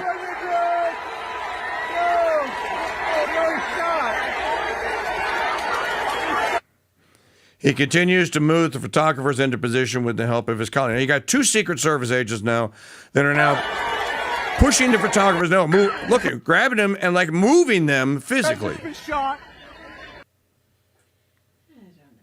You want me to play it again? You didn't see that? I watched it Sunday morning, perfectly sober, and watched the. So, tell me what you saw. Did you see the flag being lowered? I don't know if it was. Okay, first of all, that's from one angle, and then he moves from left to right. He pans back and forth. You can't really tell, and I can't say with 100% certainty that flag was lowered. It could have just been the wind. I don't know what direction the wind is. The flag could be blowing up at the beginning of the video, and then the wind stopped. To me, I don't know. Looks to me like it's dropping down into the shot. That's what the sentence said. Therefore, in your brain, you thought. No, okay, I watched the Okay, all right. Well, just saying. Devil's advocate. It could Diablo be the wind. Advocata. It could be the wind. So the narrative is from, where is she? Tricia Hope, National Delegate, Texas. I was a long-time Trump supporter. I became a national delegate to make certain Trump was seated as the nominee. While en route to Wisconsin, I learned of the attempt on Trump's life at the Butler rally. I was in the middle of having dinner at a restaurant in Little Rock, Arkansas. We immediately got the check and left. I was very upset. Prior to learning of the assassination attempt, I was scheduled to do an interview with the Washington Post. I had a reporter who was going to shadow me at the convention. He reached out to me after the shooting in a way that I found lacked concern for Trump, so I canceled the interview and did not allow them to shadow me. The purpose of allowing them to follow me was to bring awareness to J6ers. One of the hats I wore at the convention donned the images of 4 J6ers. That hat now sits in the Smithsonian. All right, we'll continue this on the other side of... And the 35th anniversary extravaganza rolls on. Challenge my faith and tickle my not-so-nice funny bone. Well, you won't hear anything about Mondays coming or cheeseburgers in paradise, but you will hear the most brutally honest Catholic-inspired commentary on Parrot Talk. Weekdays. Oh, this boats, beaches, bars, and ballads fan sees what you did there. Weekdays at 2 Central on the Crusade Channel, our app, and always on CrusadeChannel.com. Live talk and podcast radio. The way it should be. Hi, folks. It's Mike Church, founder of Founding Father Films, asking you to learn the true stories of America's founding by purchasing my movie, The Road to Independence, the movie. The Road to Independence tells the exciting story of the Founding Fathers' struggle to declare independence. Then on 10 May 1776, Congress instructed the colonies to form their own governments and write their constitutions. Resolved that it be recommended to the respective assemblies of the United Colonies to adopt such government as shall best conduce to the happiness and safety. This animated movie comes complete with collector's booklets, DTS surround sound, and are packed with hours of bonus features. Learn the true stories of America's founding and order Mike Church's The Road to Independence on DVD and CD. Available now at mikechurch.com/DVD and by calling 844-527-8723.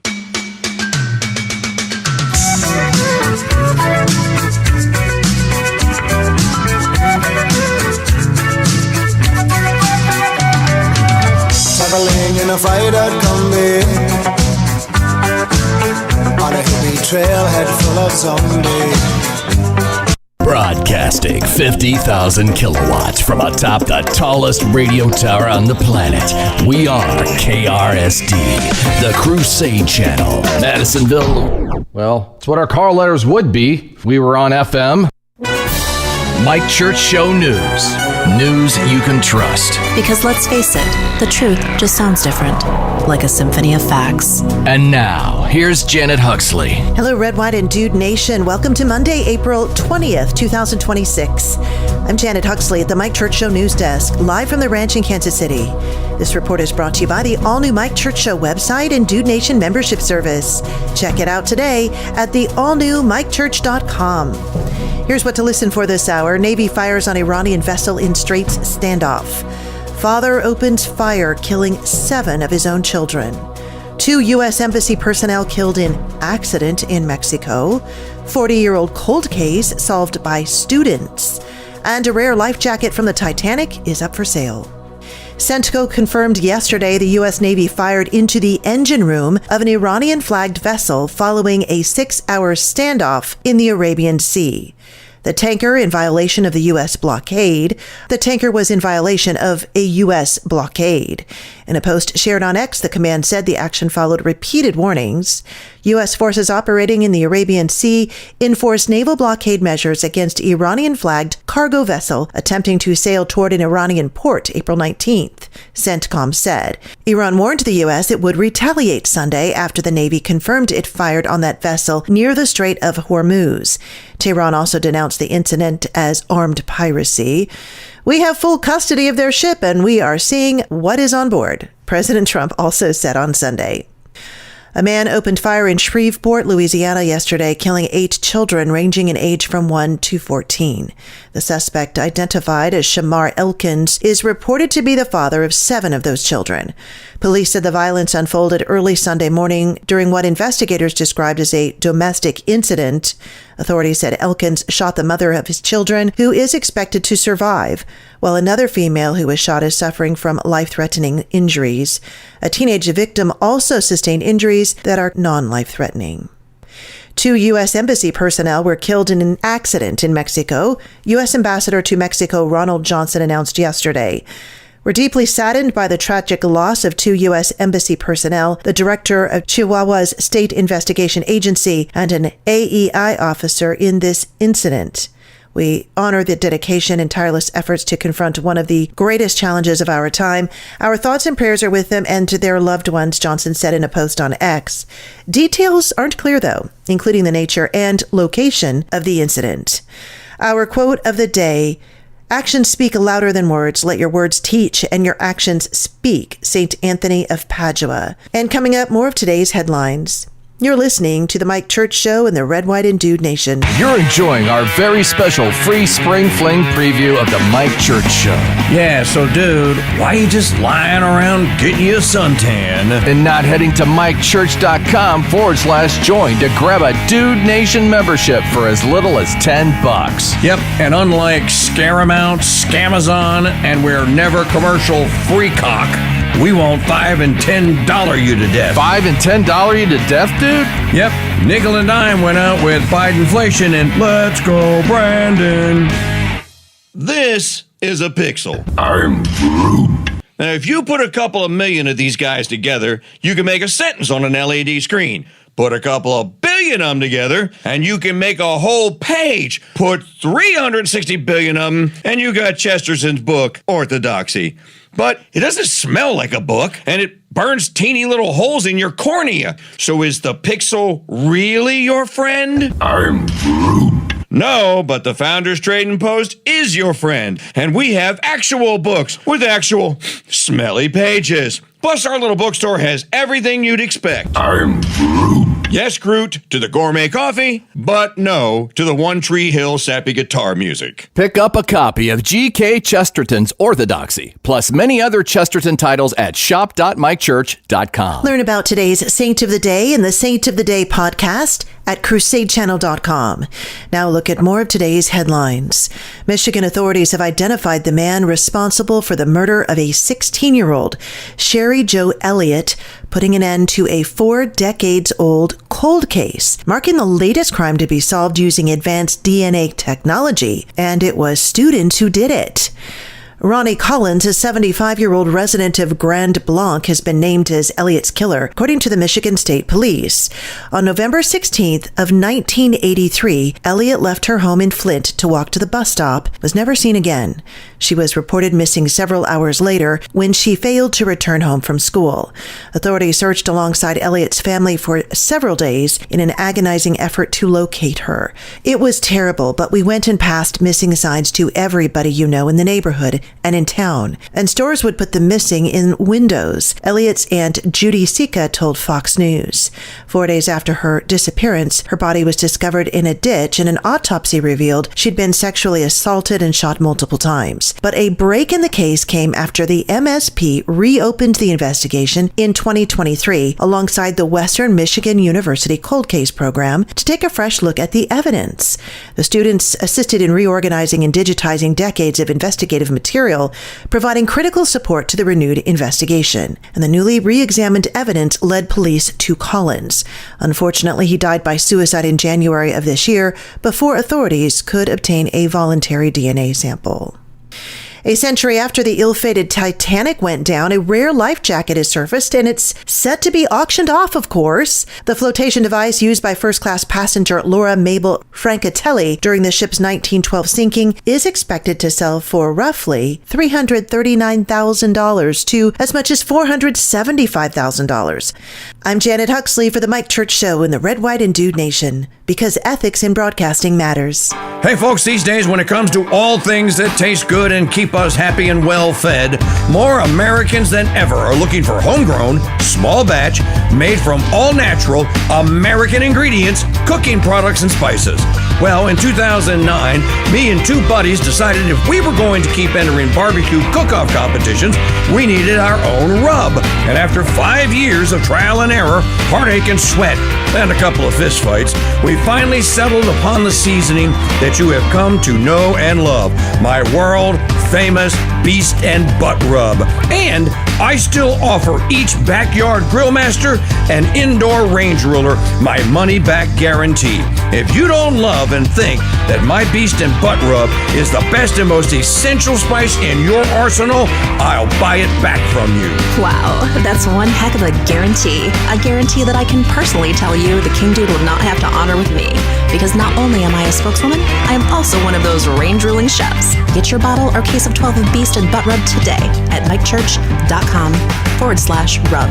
That's mikechurch.com/rub. Listen, were you forced into getting a solar contract and now you just don't want it anymore? Maybe the solar company misled you. Or is your solar contract buried with hidden fees? Are you not saving the amount of money you thought you would on your energy costs? Don't worry. At the Solar Exit Hotline, we can help you cancel your solar contract, even if the panels are already installed. Our experienced legal team will review your contract and help you cancel it, possibly saving you thousands of dollars. You got to call right now for complete details. So listen, if you're not happy with your solar contract for any reason, we are here to help you cancel it. Call the Solar Exit Hotline now for immediate options to help you exit your solar contract. This call is 100% free. 800-932-1789. 800-932-1789. 800-932-1789. That's 800-932-1789.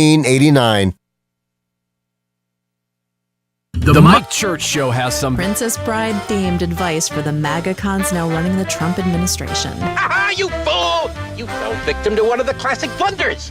The most famous is never get involved in a land war in Asia. The Mike Church Show. A daily beacon of chivalry and peace. On the Red, White, and Dude Nation.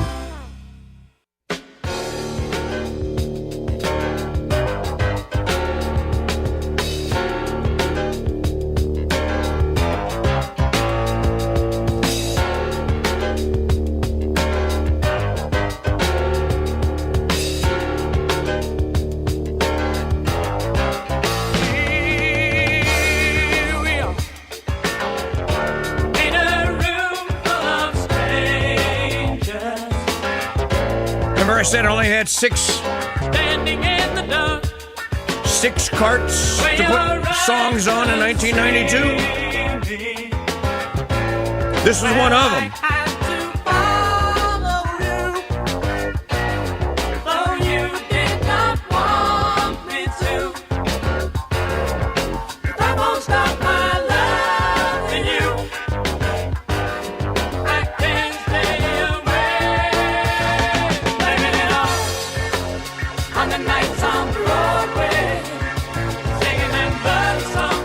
Years ago today, at this very moment,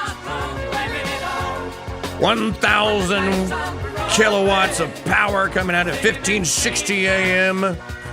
from Slidell, Louisiana. If you lived in New Orleans East, you got it loud and clear. If you lived in Lakewood, Lakeview, you got it loud and clear. If you lived in Metairie, depending on the day, that day it was a little overcast and cloudy. So you would have gotten it, but not crystal clear. If you lived in other parts of the North Shore, you would have gotten it. And the first ever Mike Church Show hit the airwaves at 8:06 a.m. Central Standard Time on the 20th of April, 1992. Can you believe it? There are probably people listening to this show that weren't born then. In any event, it has been a 35-year odyssey of doing this, what we love to do every day. We've added the TV element in the last 5 years or so, actually in the last 10 years. And there hasn't been a day or a major news story in 35 years that I have missed. You know, I say that all the time, and I have a little bit of experience at doing this. So when someone says, why would I want to do an interview with him? Because he's smarter than you. And he's funny and charming. And he has an audience that loves him. And he's been at it for a very long time. And you'll look really good and you'll sound really good. Yeah, but I won't get 130,000 likes like everywhere else. Is it all about that? Is that all there is to life? Is how many likes and how many clicks? Back to the narrative I was discussing at the end of the last segment. By the way, fundraising for today and tomorrow, crusadechannel.com/donate. Maggie hasn't given me a name in 2 hours, but thanks to those of you who without provocation, donated in the first hour of the program when you heard me announcing and talking about the 35th anniversary. Thank you very much. That's for you. Okay, so I was talking about the writing of Tricia Hope, National Delegate, Texas. And she was at the RNC in Wisconsin in 2024. And is an America Firster. I followed her for years. And then she put this out yesterday. At the convention, of course, she's talking about the RNC. This is after Trump was allegedly shot in Butler, Pennsylvania. By the way, just one more note. You know, I run into things and I forget to mention them. Remember me telling you 15 years ago that we have a neighbor that was FBI, and that my FBI neighbor retired about 10 years ago? He went, I'm out. I cannot change the Bureau, and the Bureau is corrupt, so I'm just going to quit. I've got my years. I'm just going to quit. I saw him on Friday, and it came up. And I didn't even bring it up. He brought it up. And he goes, the joke that was Dan Bongino. And I went, oh, yeah. And he goes, this clown goes on this podcast or whatever for years, giving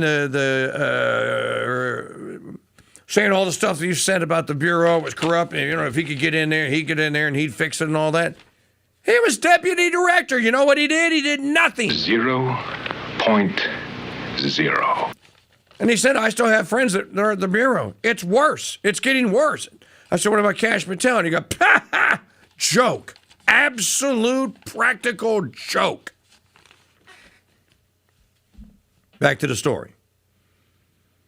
At the convention, of course, there was massive concern for President Trump. The consensus was it was divine intervention that saved Trump, and we were all incredibly grateful. On the night Trump spoke, he had the ear patch on, and many in the crowd did also. As Trump began to speak, he started with this, quote, so many people here have asked me what happened. Tell us what happened, please. And therefore, I will tell you exactly what happened, and you'll never hear it from me a second time, because actually it's a little too painful to tell. A little too painful, okay? Close quote. As I stood on the convention floor, you could have heard a pin drop as he spoke. My first thought was how odd for him to begin this way. He was nearly assassinated just a few days before, and yet he was declaring this would be the only time he spoke of it. That was my first red flag. When people tell a lie, certainly a big one, it is tough to keep all the details straight, and doing so is an effort. In my opinion, Trump made that statement to stop any further conversation about what happened. He gave us his official story, would do it only once, and that was the end of it. Now, we all know no one loves Trump more than me. So this, to me, felt completely out of character. Fast forward to the questioning of Secret Service on how this was allowed to happen. If you look at the perfectly timed, iconic photo, Trump standing triumphantly, screaming, fight, fight, fight, certainly this was divine intervention, right? His Secret Service detail failed him massively, allowed him to be shot, And they allowed that perfectly timed photo op to take place, too. Instead of his SS detail being terminated as they should have been, Trump made the gentleman in the white shirt the head of the Secret Service on January 22nd, 2025. Instead of losing his job, Sean Curran was given a massive promotion. True story. Now, I want you to look critically at this photo. They allowed President Trump to stand up, exposing multiple potential kill shots as the flag is gently lowered. And if you think about this, folks, I'll pause with Tricia right there. If you think about this, and this is what George Webb and I talked about when I said we thought deep state conspiracy, not thinking Trump had a role in it, that they were out to get him and almost got him. Not thinking this. Why would the Secret Service agents allow him to stand up? We questioned it that day. Why weren't they all over just covering him and telling him to stay down? Remember, no one knew. The spotters spotted Crooks after he fired, 7 times? I believe there's 7 or 8 bullets. That's when he was spotted, and then the snipers on the roof on the other side of the Butler grounds, the fairgrounds. Crooks was on the AGR building, took him out. They killed him. Okay, you neutralized one guy. How did you know that he was the only guy? How could you possibly have known he was the only guy? Because it would seem to me if you let Trump stand up, pump his fist in the air, and go fight, fight, fight, and then let him be filmed and photographed getting into the escape wagon to go to the hospital instead of, again, and look, I'm not a Secret Service agent, so I don't know. How could you? Why wouldn't the protocol say that you keep POTUS down until you can analyze the situation and find out if there's anybody else trying to take a shot? Right? Does anyone learn nothing from the Kennedy assassination? Okay, picking up. Interesting that the other SS agents lowered their heads as the perfectly timed, iconic photo was taken. Honestly, it couldn't have been scripted better if it had been done in a studio. Since the attempt on his life, Trump has shown no interest in investigating what really happened. He never mentions it as if it never happened, except when he tells us he took a bullet for us. As for Corey Comparatori, he was used in this plot. Someone had to die, otherwise it would have been much easier to claim it was a hoax. They killed Corey likely because he was a truly real-life hero, one people would rally behind and defend passionately as they should. Then to top it off, they used Corey to their benefit at the convention. To this day, his wife is still begging for answers. Answers she repeatedly has been denied. Sadly, they have no more use for her. She no longer matters. If you cannot look at this story and use critical thinking skills and have at least some questions, you are the problem, and we need you to snap out of it. Signed, Tricia Hope, National Delegate to the RNC, Texas. There's a lot more on this.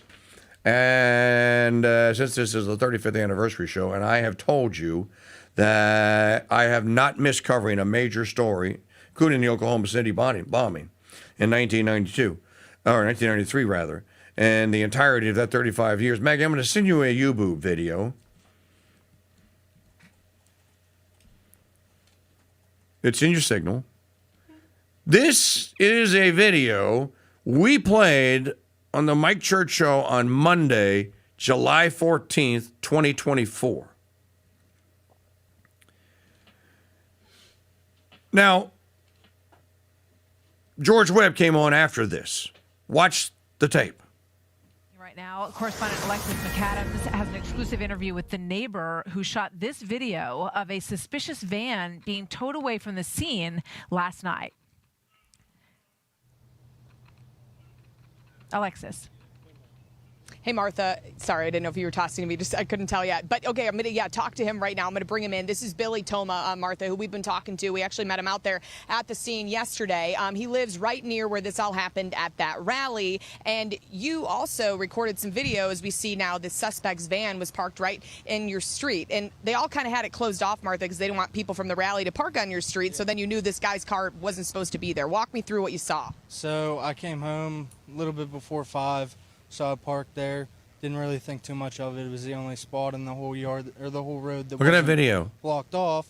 So later on in the There's night, the white everything van. happened, and we got home, and we were sitting there and saw cops all lined on the street. So whenever we looked out, we walked outside and saw them opening up his vehicle and everything. When the cop opened it, everybody else jumped back and was trying to stay out of the way. Here I am worried about it blowing up or whatever's going on. So I mean, to find out that this happens and the former president gets shot nearly right in the head, almost assassinated across the street from your house, and then to find out that the gunman's car was possibly parked right in front of your house. How many cops are we talking about that were out there surrounding this van? And was there a license plate on the back of that van? There was probably 5 to 10 cars out there, and there was an Arizona plate on the van. And there was probably 15 cops altogether, all outside of the van. And then, like I said, whenever the one opened up the door, the rest of them all jumped back trying to stay out of the way. Did the police talk to you at all? I know you were out there with your son. Were you guys worried for your safety? We weren't not worried, but yeah, we didn't talk to any cops or anything. They waved hello, but that was about it.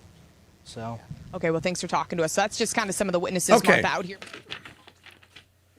Remember George Webb coming on the show going, where did the white van go? It's not even in the report. The official report for Butler does not contain any knowledge or any mention of the white van. Where did it go? Whose was it?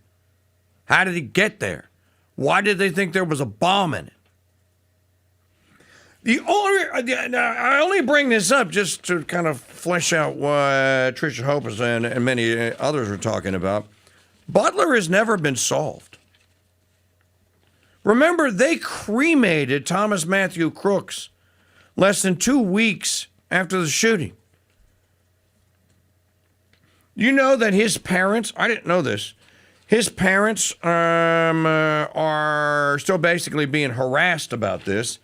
And they're like, they have retained legal counsel. And they have been in pursuit of trying to find out what in the wide, wide world of sports the cops knew about that and when they knew it. And why haven't they shared that intel or that information with them? So the reason I bring it up is because of this recently, this erratic behavior from President Trump. You know, we had a discussion on Friday with Don from the Bronx, and he gave all of you an alternative theory of what he thinks is going on. I got a lot of commentary from a lot of people. I'm going to put it up as a podcast. I just didn't get to it on Friday. So there's a lot of people talking about what's currently happening. But what about what happened to get us to this point?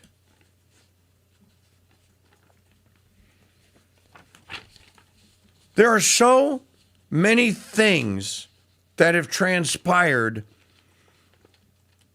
that make you think that there has been a complete and total con job here.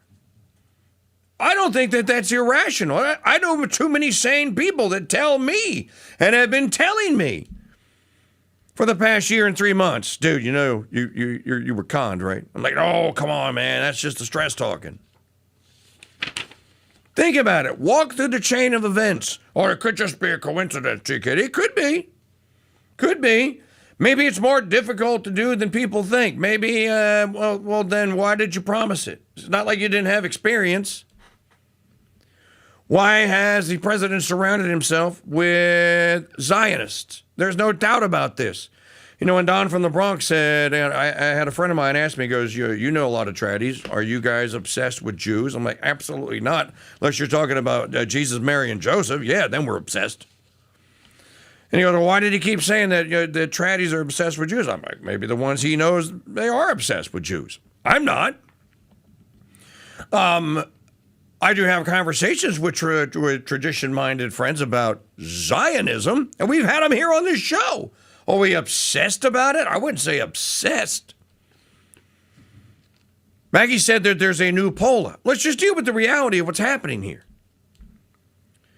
The reality is someone of the two parties is lying about the war in Iran and the negotiations that are going on. The Iranians just came out with a statement. I just saw it. The Aragici guy just came out and said there's not going to be any talks today. I don't know what he's talking about. We have made no plans to talk to the Americans today. Why does he keep coming out with statements about what's going on true social media, on his presidential account, with things that turn out ultimately to not be true? What's a war game? Obviously here, there's a propaganda war. They're trying to play mind games. Leak it out on true social media, or put it out, make it like it's a fact, and then make people in the Iranian government go like, hey man, I didn't know you were talking to the Americans and you made a deal to open the strait. No, what? All of this is just... Let me play you another clip here. You don't think your government has been taken over? And this is not obsession. This is reality. Play digital media file number 2, Maggie.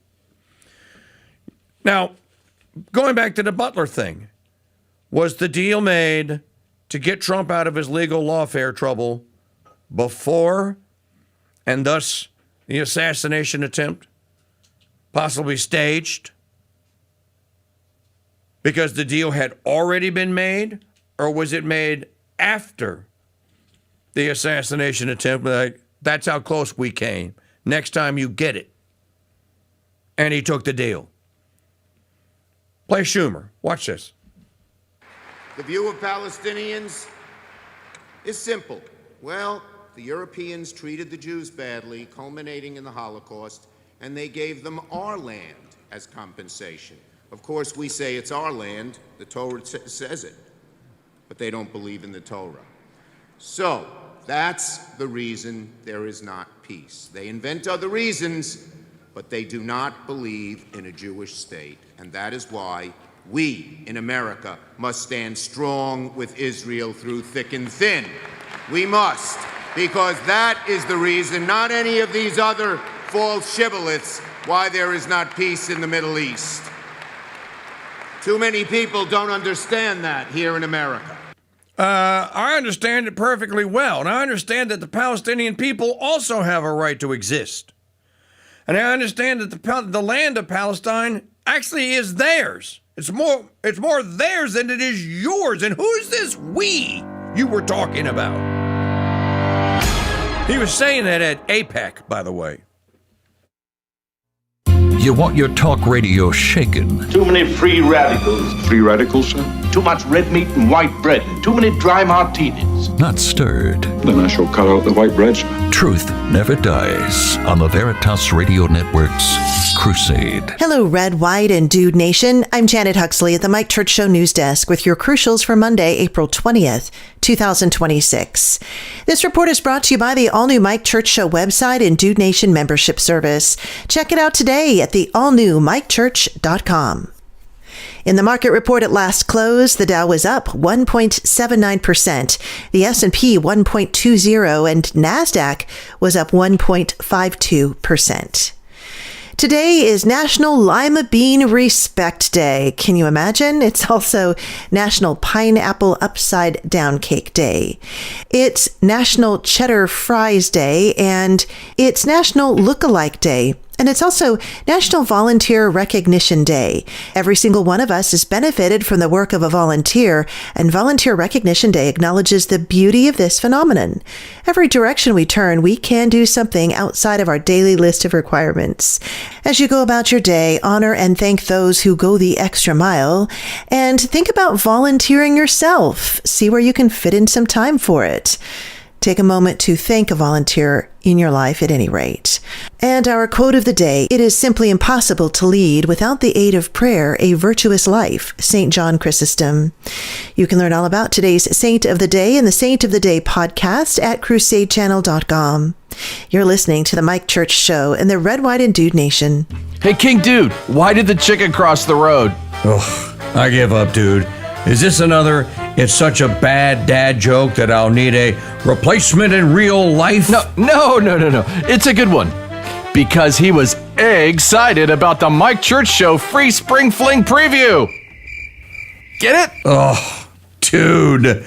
Hey, Lee, you're in. While we await our replacement in real life for Jim, you have just enough time to go and grab a Dude Nation membership, starting at just $10 a month, and become a regular listener to the Mike Church Show. Okay, why did the dad have to attend the largely piecemealed together stand-up comedy rally? Oh, Lord. Why is that? Because bad dad jokes matter. Hi, folks. It's Mike Church, founder of Founding Father Films, asking you to learn the true stories of America's founding by purchasing my movie, The Spirit of 76. The Spirit of 76 details the true story of the writing and ratifying of the U.S. Constitution. Besides the expenses of maintaining the Senate and other House in as much splendor as they please, there is to be a great and mighty president with very extensive powers, the powers of a king. This animated movie comes complete with collector's booklets, DTS surround sound, and is packed with hours of bonus features. Learn the true stories of America's founding and order Mike Church's The Spirit of 76 on a 2-DVD or 3-CD set. Available now at mikechurch.com/DVD and by calling 844-527-8723. Some of the best things on earth come in threes. That's right, Lee. There's the Three Stooges. And then there's the Cajun cooking trinity of onions, bell peppers, and celery. And of course, guys, there's the Holy Trinity. Now, I'm not comparing my Trinity to the Holy Trinity, but I guarantee you, my Trinity of homemade small batch rubs can put a heavenly smile on your taste buds. And all three come with my 100% money-back guarantee. If you don't love and think that my Trinity of beast and butt rub, chicken mamu, and Acadiana steak seasoning aren't the best and most essential spices in your arsenal, I'll buy them back from you. It may not be holy, King Dude, but that's the best spice and rub deal on this side of heaven. Order Mike Church's set of Trinity rubs and save big at mikechurch.com/rub. That's one bottle each of beast and butt rub, chicken mamu lemon herb seasoning, and Acadiana steak seasoning for one low price and the King Dude's money back guarantee. Order today at mikechurch.com/rub.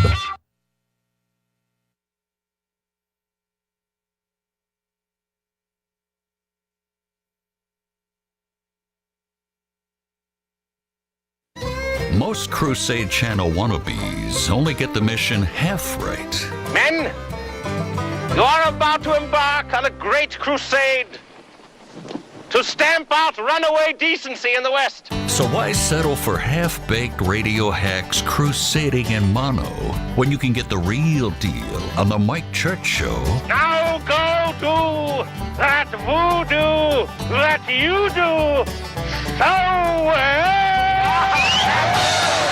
In stereo. The Mike Church Show's Great Crusade is on the Veritas Radio Network's Crusade.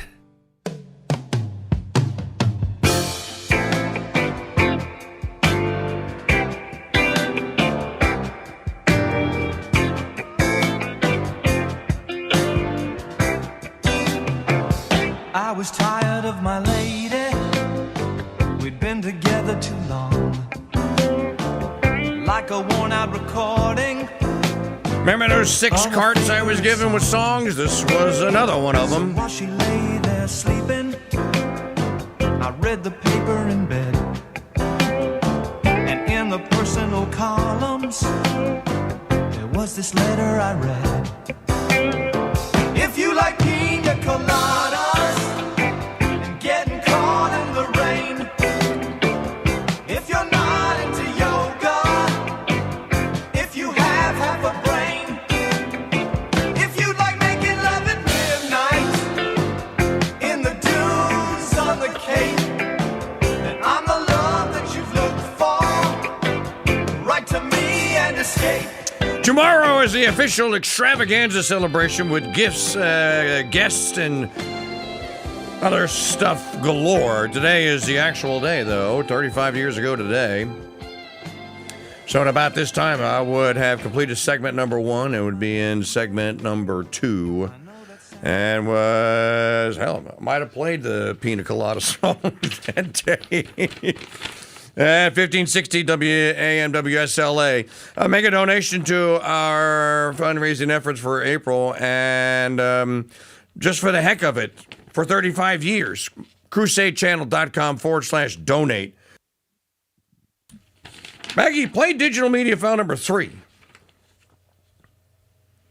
You want to know what the future looks like? It looks like this.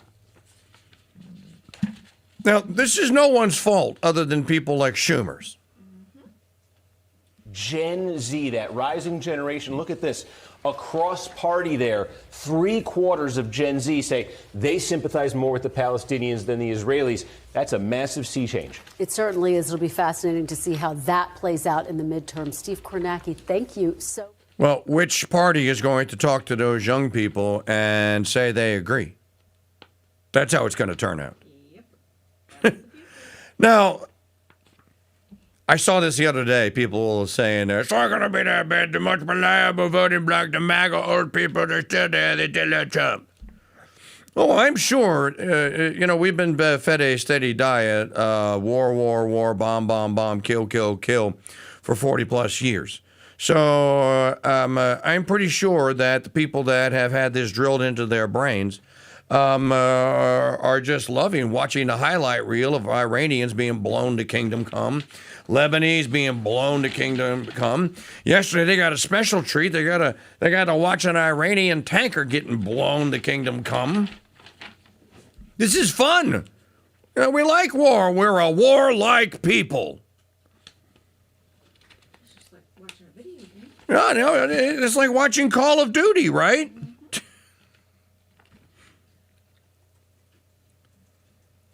Here is, all right, I got a couple I want to talk about. Play number 6.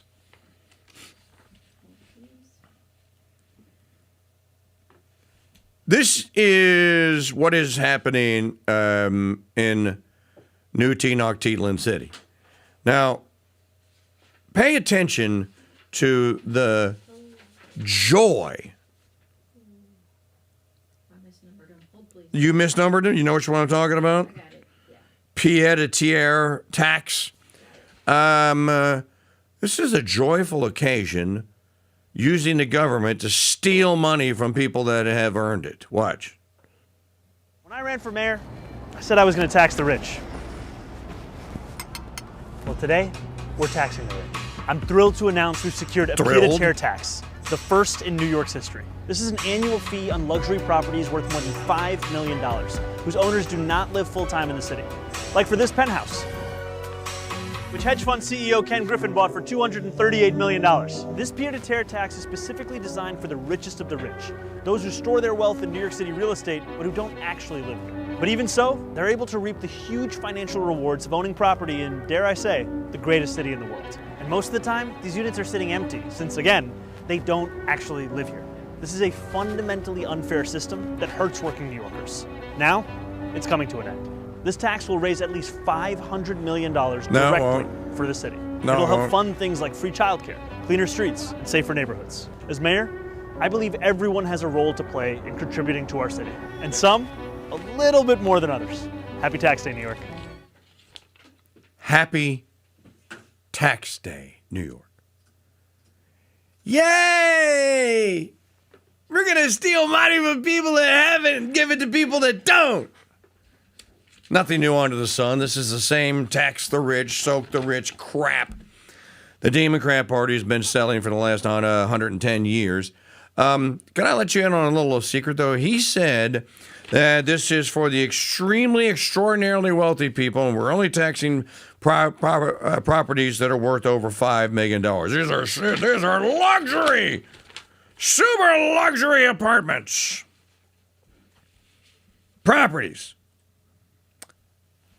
Now, if you live in Clarksville, take the last train to Clarksville. And if you live in Clarksville, yeah, a $5 million home is an extremely rich luxury home. Unless it's sitting on 1,000 acres or something. Let me tell you what the reality of it is. My daughter and my son-in-law live in Manhattan. They just bought an apartment, so they would own it and not be renting. It is 680 square feet. It's in a decent neighborhood in the Lower East Side. 680 square feet. They had to put about $200,000 in renos into it to get it up to where, to modernize it. Want to know how much they paid for it? 680 square feet, not luxury in anyone's world, and neither one of them are super rich. Well, they have, there's a family that's well-to-do. They paid for 680 square feet, $1.8 million.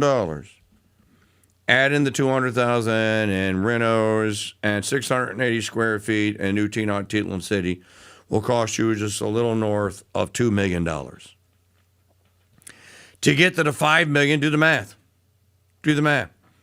To get to the $5 million threshold with something that's already truly luxury and does not require renos, double the square footage. Ooh, whopping 1,300 square foot now. Wow! That's not even a 3-bedroom ranch home in Clarksville. That's a luxury apartment. And we're not going to let them get away with living high on the hog. They're going to pay for free child care. Why should they have to pay for free child care? Why can't the people that had the children pay for the child care? Why do they have to pay for it? You know, the first comment underneath is, this is the greatest 1-minute ad for buying real estate somewhere else in the South I've ever seen. Get the hell out. So let me tell you what's going to happen. Many of those people are just going to go, screw it, put it up for sale. And they're going to sell it. Who's going to buy it?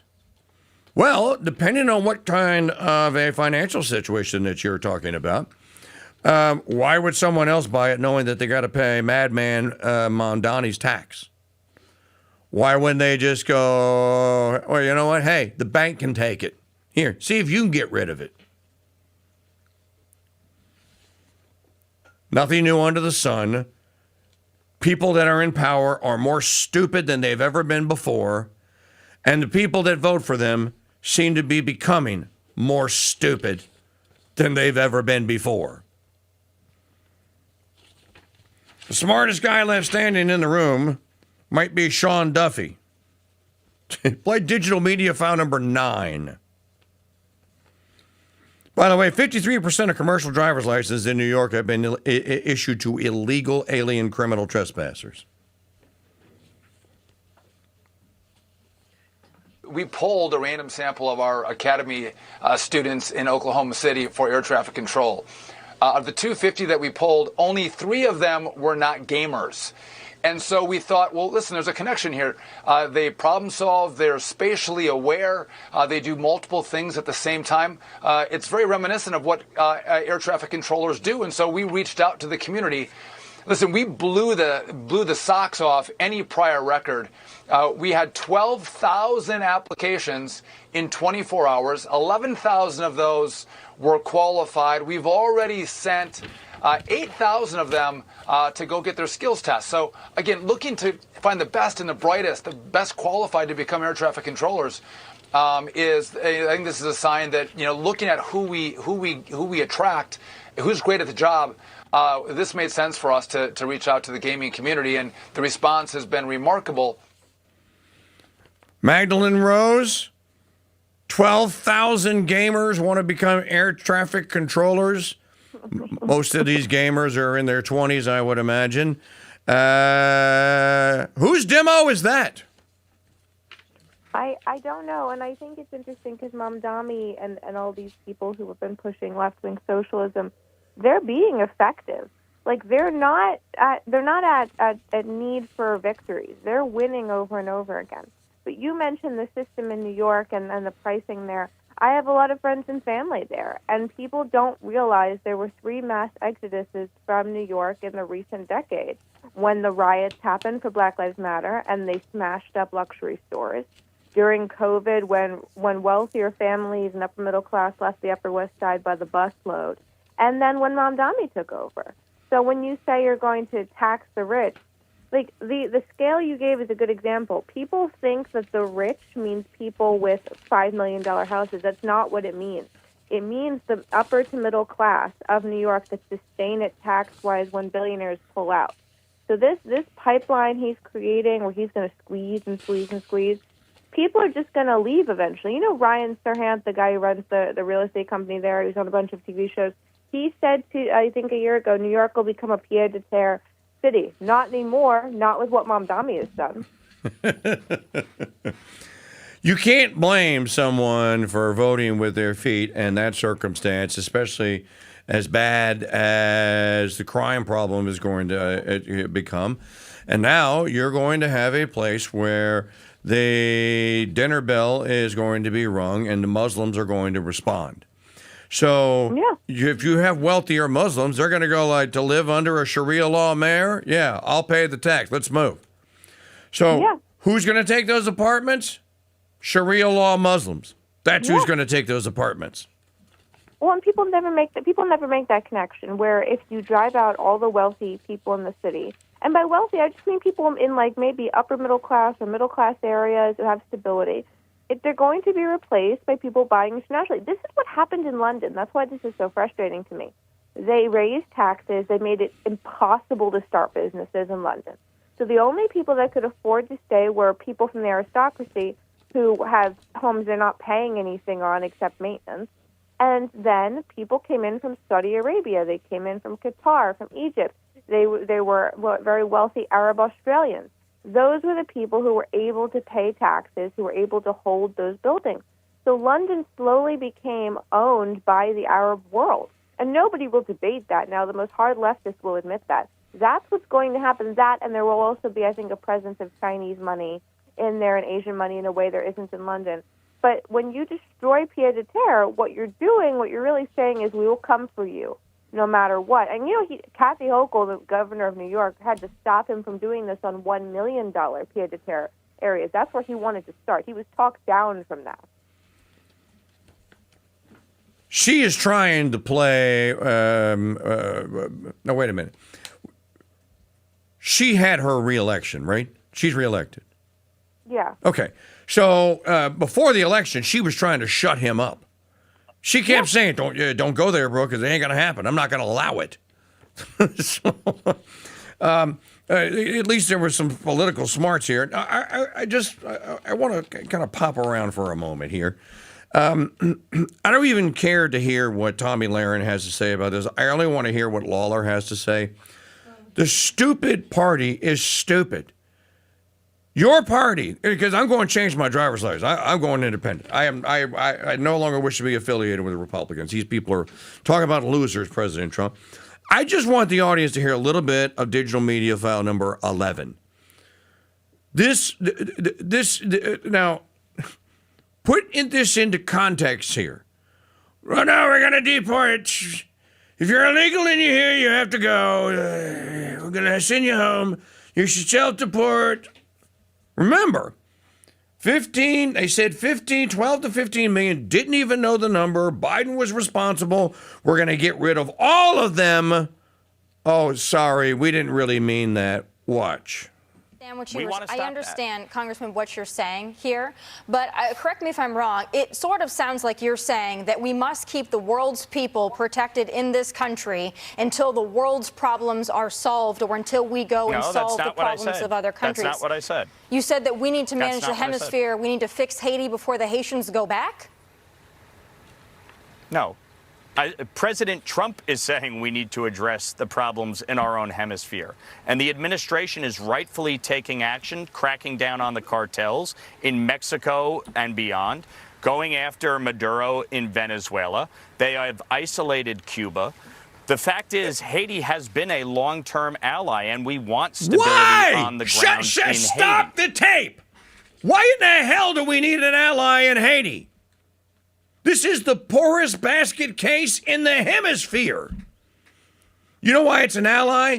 So rich people can pour all their money into it and not pay taxes on it. That's why it's an ally.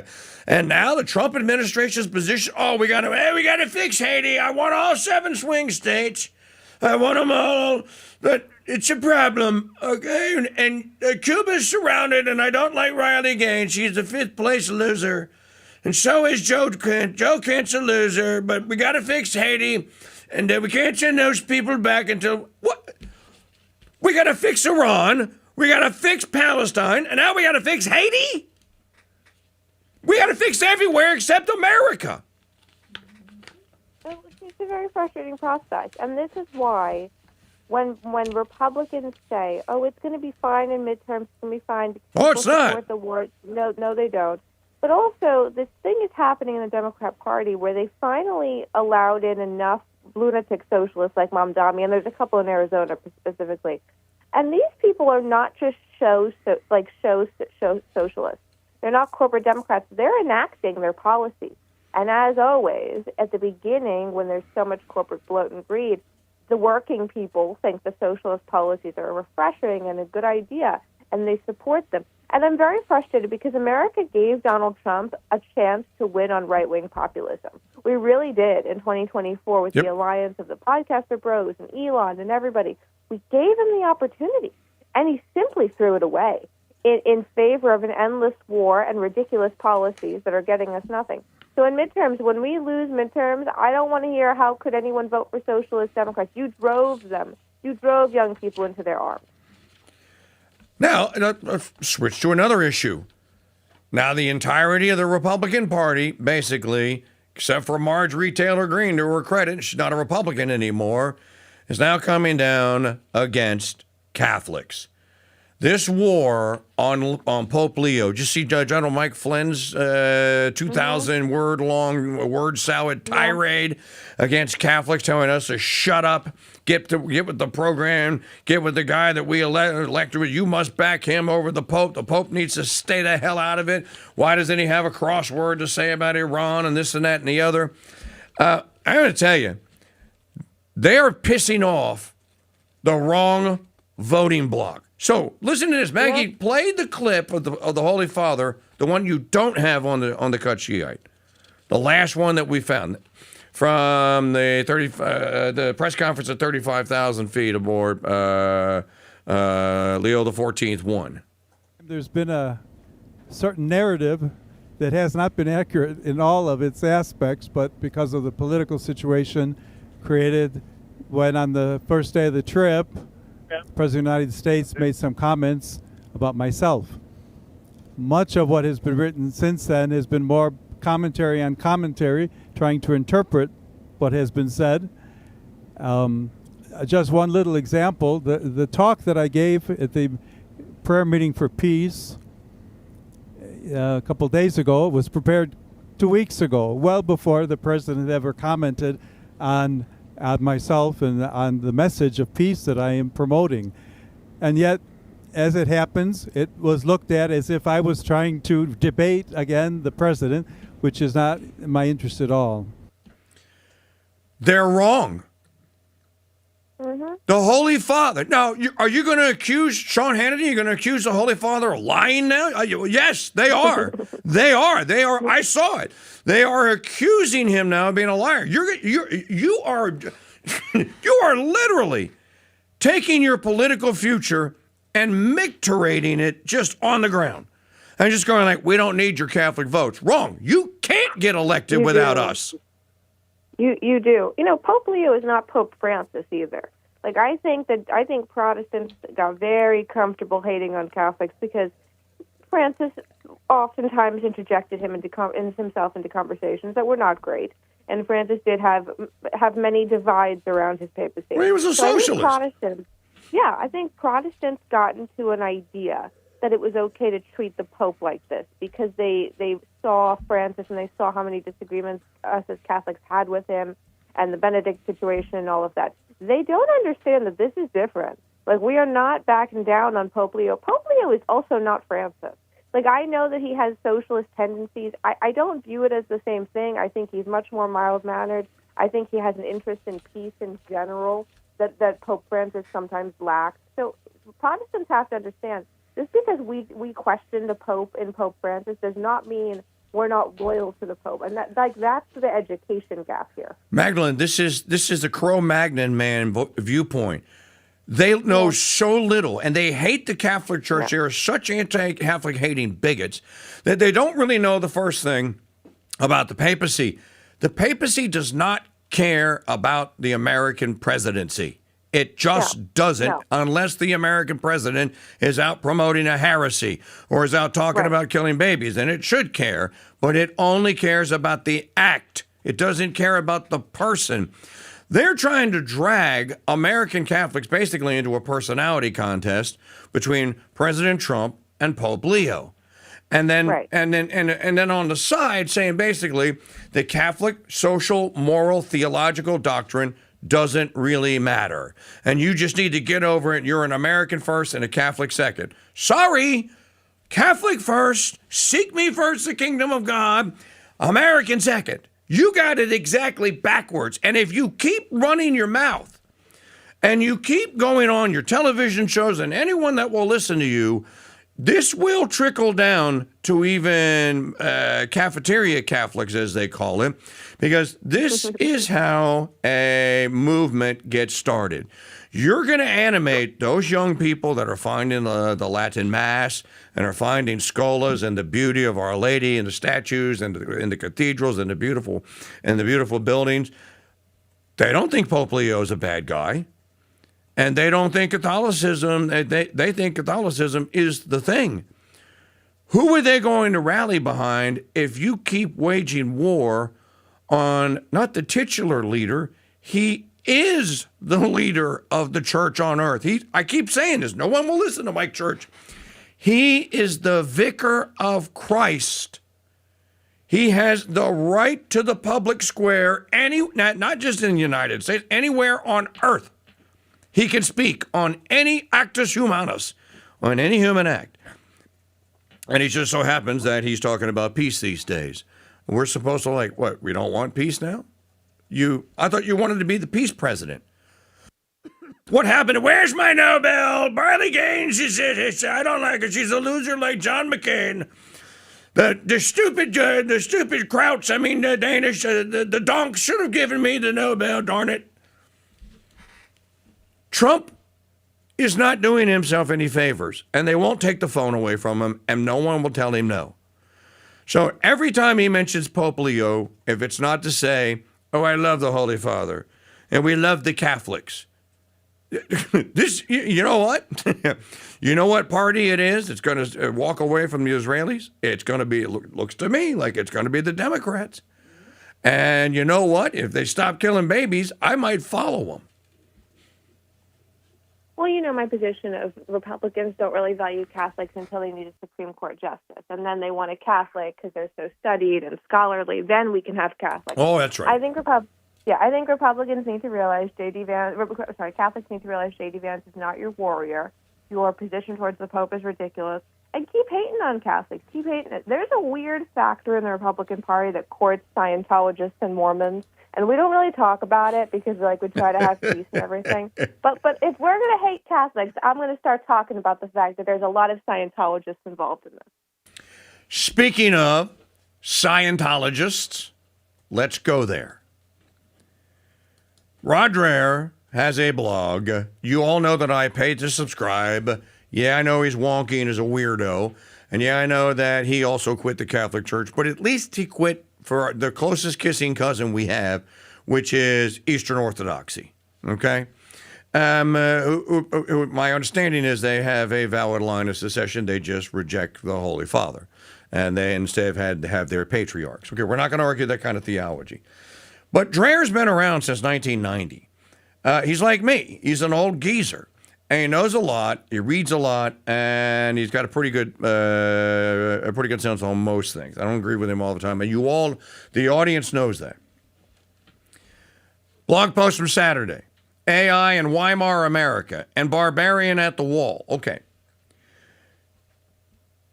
I can't play you Bill Maher's monologue from Politically Incorrect on Friday night with Bill Maher because he drops F-bombs and S-bombs. You know, these people that can't conduct their public affairs without using profanity are just not skilled. And I don't care how good the monologue is, Bill, you ruined it. And I know if you ever met me, you'd probably tell me something like, who in the hell are you?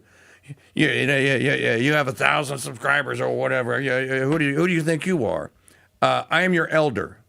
Speak correctly to me, sir. Treat me with respect, because I am older than you and I've been at it longer than you, okay? Let's start there. Maher's monologue is getting a lot of attention because what did he say? AI needs to be shut down.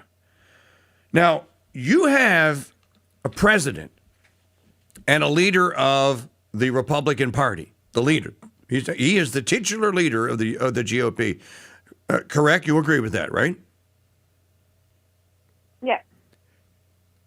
If you had to rate him from percentages, what is his percentage of commitment to more American AI? From 0 to 100%, what would you give him? Probably pretty high. I'd give him 100.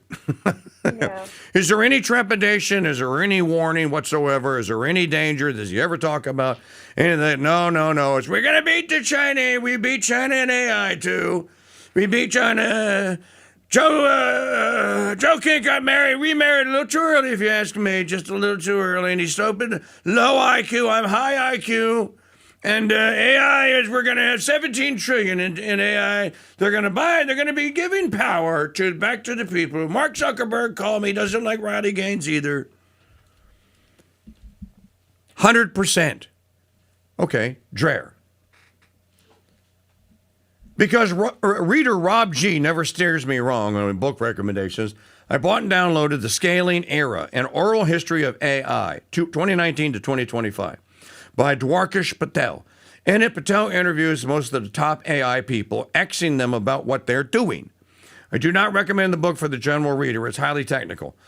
Here's a quote from one of them on AI and what they're doing. Quote, do they represent the structure of the world in a robust way? How precisely do they obtain their output? We don't know. He's talking about AI bots. Dario Amodei, CEO of Anthropic, the company behind Claude and Claude Mythos, the new generation AI, so powerful, Magdalene, that Anthropic chose not to release it to the public, was asked about the moral alignment of these things. That is, how can we make sure that they don't turn on us? And he said this, quote, this is a really difficult question. People are often thinking about alignment the wrong way. They think it's like cracking the Riemann hypothesis. I don't think alignment is like that. When I think of why I'm scared of AGI, there are a few things to consider. First, there will be powerful models. They will be agentic, whatever that is. If such a model wanted to wreak havoc and destroy humanity, we'd basically have no ability to stop it. At some point, we will reach that stage as we scale the models. He continued, We don't have the language to describe what's going on. I'd love to look inside and actually know what we're talking about instead of basically making up words. But we really have very little idea what we're talking about. It would be great to say, oh, what we actually mean is that this circuit here turns on. And after we've trained the model, this circuit is no longer operative or weaker. It's going to take a lot of work to be able to do that. Is anybody paying attention to this? They don't know what they're doing, in other words. The AI is basically now kind of building itself. Now, it is true that it's stupid and it makes stupid mistakes. Like Bill Maher said, ask the AI who came up with Too Much Heaven, and they'll say the Beatles. Yeah, how do you keep your pizza from sliding, the cheese from sliding off? Glue it. Yeah, glue it to the pizza. And then the guy that wrote the book, Dwarkesh Patel, got in a conversation with another dude, Joe Carlsmith. Patel.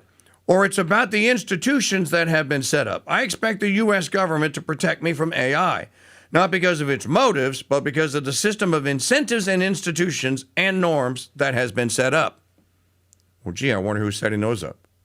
Trump. Joe Carlsmith. You can hope that will work, but there is a concern about AI takeover scenarios along the spectrum of how much power we voluntarily transfer to the AIs. Magnum, this is where I'm going to let you come in.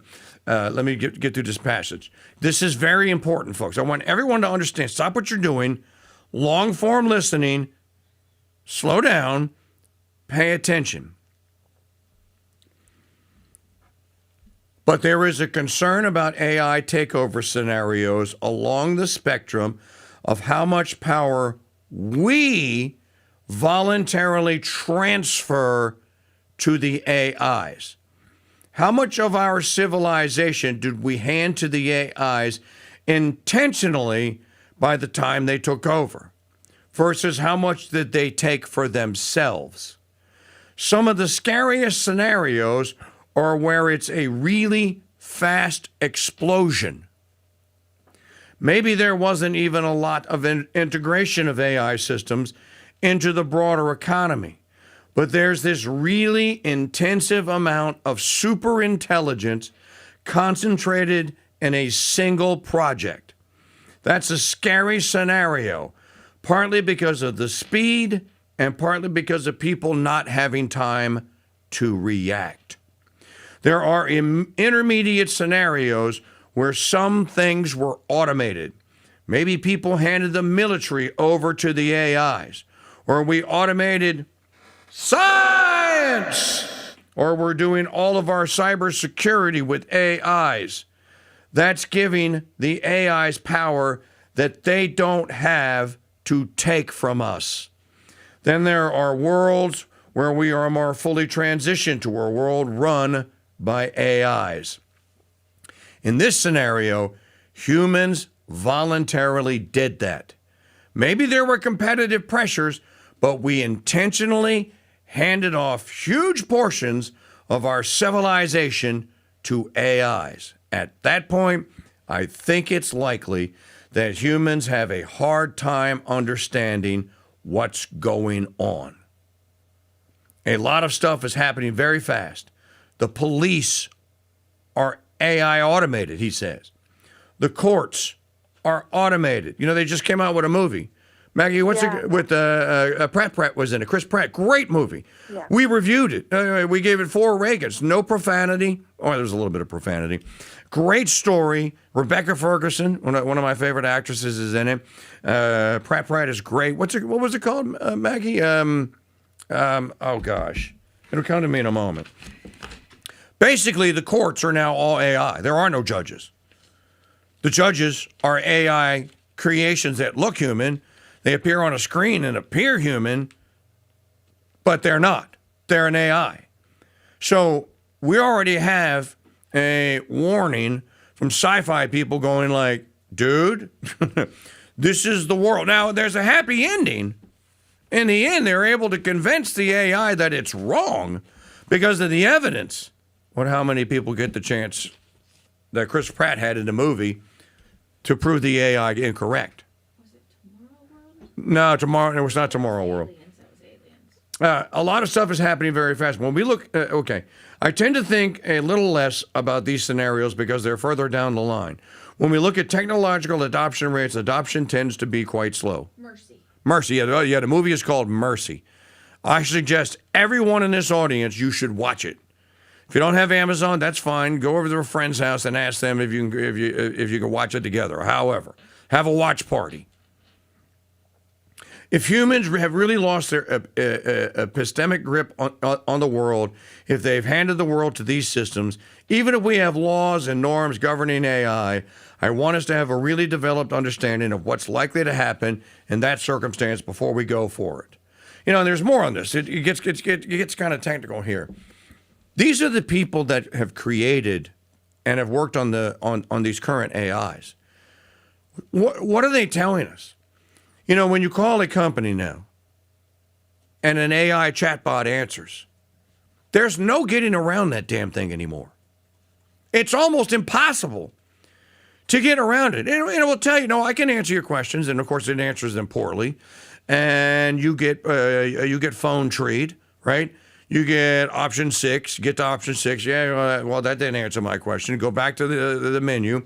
Then you try option 5. That didn't work. And then you go back to the menu. Ultimately, after messing around with the AI, or they make you go online and have a chat with the darn thing, ultimately, you might get a human who lives in Sri Lanka. The companies that are doing this are the ones that are responsible for this, and they need to be told, you need to stop. You need to stop it, and stop it now. Stop it dead in its tracks.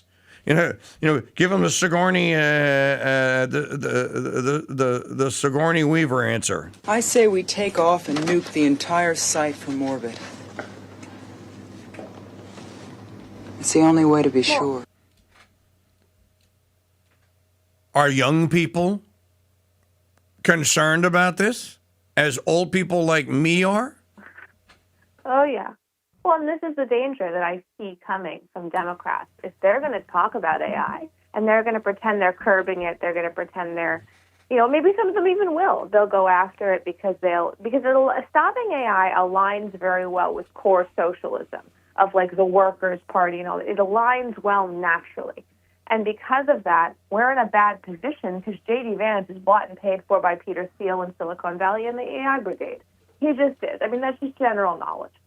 So if you are a young person, you see AI coming, you will vote for the party, not that promises lowest taxes, but that promises to protect you from being on a breadline.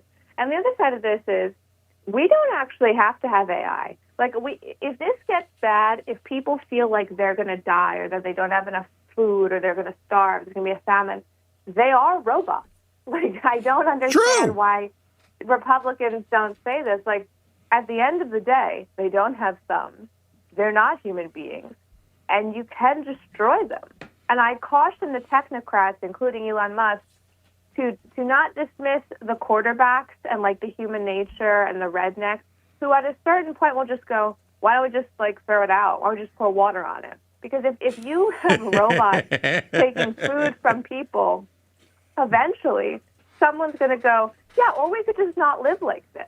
And that our civilization may be less advanced, but it will still stand. And we don't know if other civilizations will still stand if they completely embrace AI. Why would you want a civilization that doesn't have the core component in it? Humans. This is demonic. And I agree with William Briggs when he says, well, the AI only knows it only knows what it can only do what you tell it to do. And it running all these computations and running wild and doing all that. I like the point that the Amiro guy makes. Stop voluntarily giving it part of the civilization's daily tasks. You don't have to do that.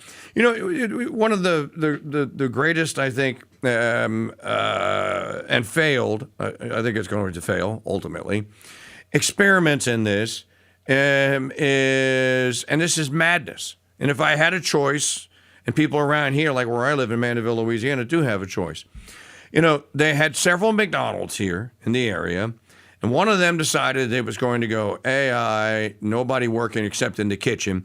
Basically, you wait on yourself, and then there's somebody that fills your order. The other 3 McDonald's in the area went staff up because you're going to be busier. The people that lived within driving distance where it was a choice stopped going to the automated one. They went, not no, but hell no. I love my Big Mac, but I can get it at the guy down the street who kept his restaurant open and kept the kids employed. That's where you're going. Now, that's where that's where you start getting into, okay, well, it almost kind of becomes like a cultural / political issue here. That's the kind of thing that's going to separate whether or not you have an AI-driven civilization. Like you said, the redneck could go like, just throw it in the pool. Problem solved. Well, and they're right. Like, we could just do that. We don't have to live like this. From the first politician who's like, why do we have to do this? And just baseline starts discussing it is going to be a genius. Like that Pat Buchanan moment where you break the wall and you go, why are we living like this? That person will be in power. And the reality is, AI is so great. Why are we all terrified of it? Like, should we all be terrified about losing our livelihoods, our food, our communities, our basic autonomy about something that's so wonderful? We've been sold it's so wonderful because the media glamorized technocrats and tech leaders who want to live like this. There's a couple core tenets, I think, of American society, and one is that the nerds hate the quarterbacks. AI is an effort to defeat the quarterback system. That's what it is. If we don't want to live in it, we don't have to. No, we don't. Amode, that's the CEO of the company that we were talking about at the Anthropic, gave an interview to Axios last May. Amade expressed alarm that everybody in Silicon Valley is talking about this, but nobody in Congress is. Quote, most of them are unaware that this is about to happen. It sounds crazy, and people just don't believe it. Close quote. If you're a member of Congress, you better be made aware, and you better start believing it. If you're a member of the House of Representatives, one of the things that Marjorie Taylor Greene got right was when she told Mike Johnson, you have to take the AI bans out of that bill. Or the AI guarantees. You have to take it out. You have to leave the power in the states so that if they want to ban AI, they can. So there has been a political stand made on it. It's already been made. And in that one instance there was already determined. So I agree. Look at the Fishback candidacy. Look at Fishback. Fishback is not backing down, and Fishback has a growing and growing constituency. Now, I do not believe that James Fishback is campaigning, as our friend Donna from the Bronx said on Friday's show, for a podcast. Maybe he is. I guess that's a possibility. I think he means it. I think he thinks that he sees a generation that is at risk and a political class that doesn't care. How long, I keep asking the GOP, I keep tagging him in this, how long before you nitwits in the GOP get this? And if you don't get it, then somebody in the Democrat Party is going to get it. And there will be a race to oppose AI. You know what's a great irony of this? For if you're a Democrat, if you wind up on the side of opposing AI for labor reasons and for security and civilizational reasons, you also kind of wind up on the side of employing American citizens and of the well-being of American workers, not foreigners. So there actually could be, if the stupid party is stupid enough to throw all in on AI, well, then I would say that the Democrats would then, the way it should happen, should become the opposition. And you know what? They might actually win the day on it. Well, and I think they will. And an example of this is that the RNC is utilizing AI to do their media buys and their ad buys, both on traditional media stupid, and like YouTube. Meanwhile, the DNC banned staffers from spell checking, even with ChatGPT, because they don't trust it. So something happened. There was a recalibration. I think the failure of Kamala Harris's campaign woke a lot of people up in the DNC because she's very lazy and pro-AI. And the truth is, I will not vote for a party that mandates data centers across this country and tries to get people out of work and into breadlines. I won't do it. There's like nothing that could make me cross that line except this issue. In Pennsylvania, they're trying to pop up data centers everywhere. Yep. And they're being fought left, right, and center by Democrats, Republicans, Independents, doesn't matter. Atheists and the most devout Christians are aligning to block the data centers throughout this nation. Okay, I want the party that Go ahead. The party that campaigns against data centers will win over swing states like Pennsylvania. I think that is where it's going. Back to Dreher, and this is a really key point. For all of you people that have children, like our daughter's age, they're 29, our son is 27, Magdalene's in this group. If you have children at this age, I'm talking to you. If you are this age, I'm talking to you. If you're young and you're going to become this age, I'm talking to you. Pay attention. So Dreher's book is about Weimar Germany, which I think is actually coming out at a good time. I might actually buy it and read it. And now we are at the point of telling young adults, exactly what you have been saying, Magdalene. And now we are at the point of telling young adults who have had to grow up with all the moral, spiritual, and epistemic chaos of the digital era that they might never be able to have a good job, buy a house, and start a family. This is precisely the scenario that young adult Germans faced at the start of the Great Depression. They had no loyalty to the democratic system, in large part because they were raised in a culture, post-World War I, in which nothing was solid. This is what democracy had brought them, to this no future point. I can't make the point strongly enough. The Nazis had been around since the early 1920s, but still hadn't managed to catch fire with the German public, even through 1923's hyperinflation, which destroyed the German middle class.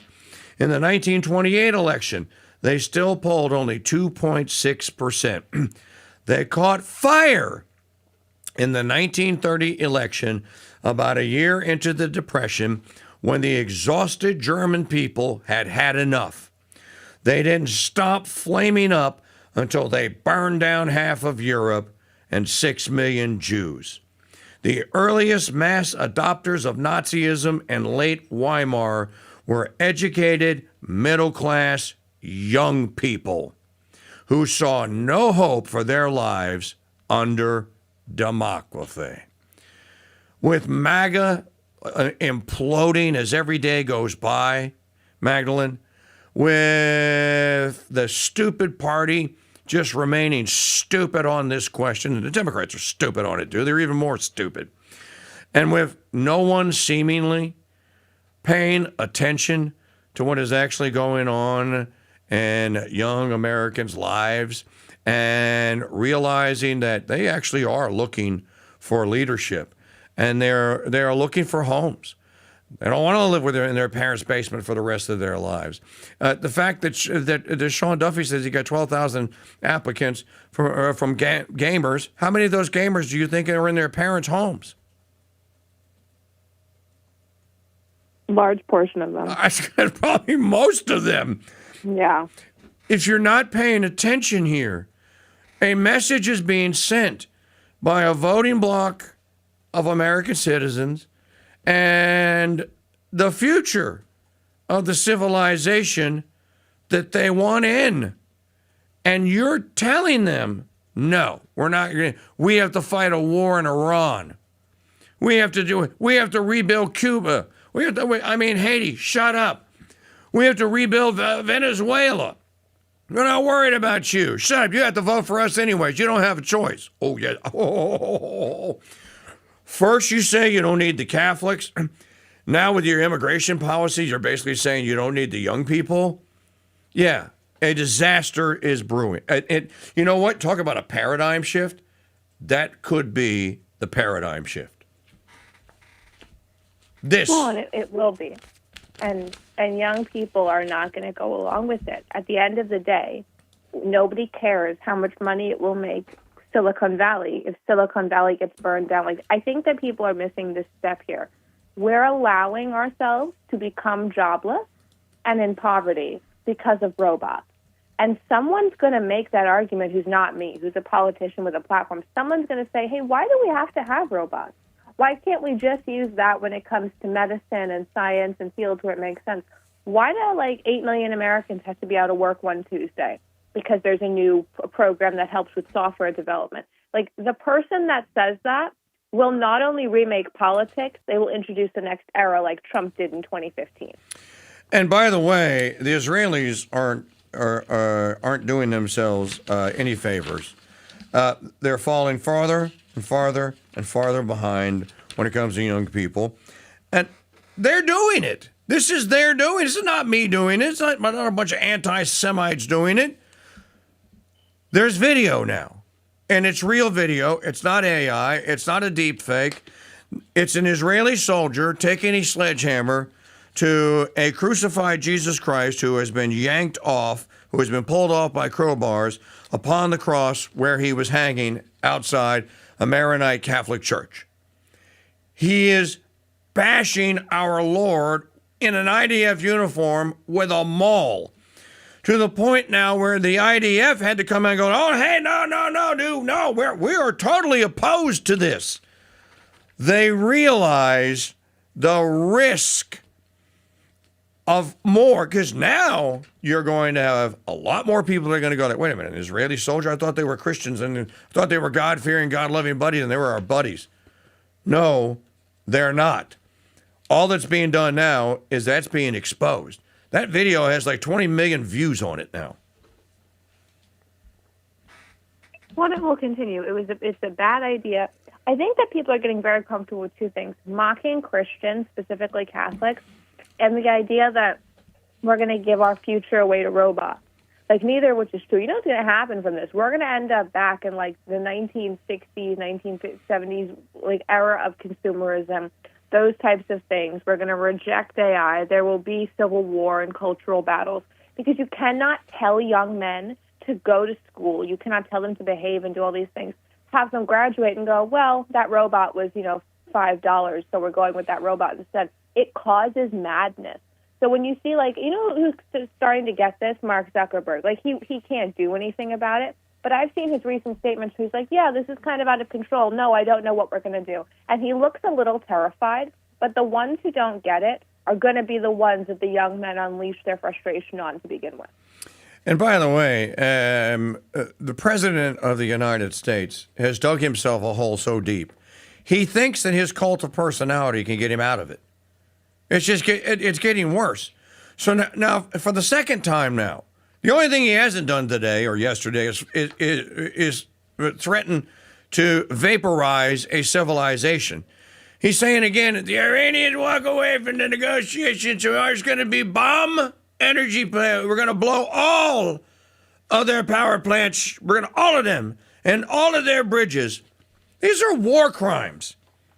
People from Macron to Maloney across the world are going like, you can't do that. That is criminal. You cannot attack a civilian population here. The United States is falling in favor of the world. The world is looking at us going like, dude, you guys unleashed this lunatic on the rest of us. And there doesn't seem to be anyone. There's still no one in that circle who's taking Charlie Kirk's place and is talking to the man and telling him to stop. Because, I forget who it was. It wasn't Joe Ken. It was somebody else. Gave Joe Ken a scenario. Who was it? It was yesterday. And said, Joe, you left one out. Just call it off. Bring the troops home. Stop. Whatever it is you've accomplished or you think you have, just say that and then leave. He won't quit. And this is now narcissism on display here. This is, I must have a W. Not the United States, not Magdalene and Daniel, not Maggie and Mike. I must have a W. You have to give me a win. And the Iranian people are going, through their leadership, no, not from us. You're not getting it. And the man is now willing and continues again. Why would anyone want to be our ally, Magdalene? I mean, and the people that keep defending this 4D chess play, it's not 4D chess play. It's narcissism. You're dealing with a madman. He's a madman. And he needs to be told no. On behalf of all of us, he needs to be told no. Well, he doesn't, but nobody's going to.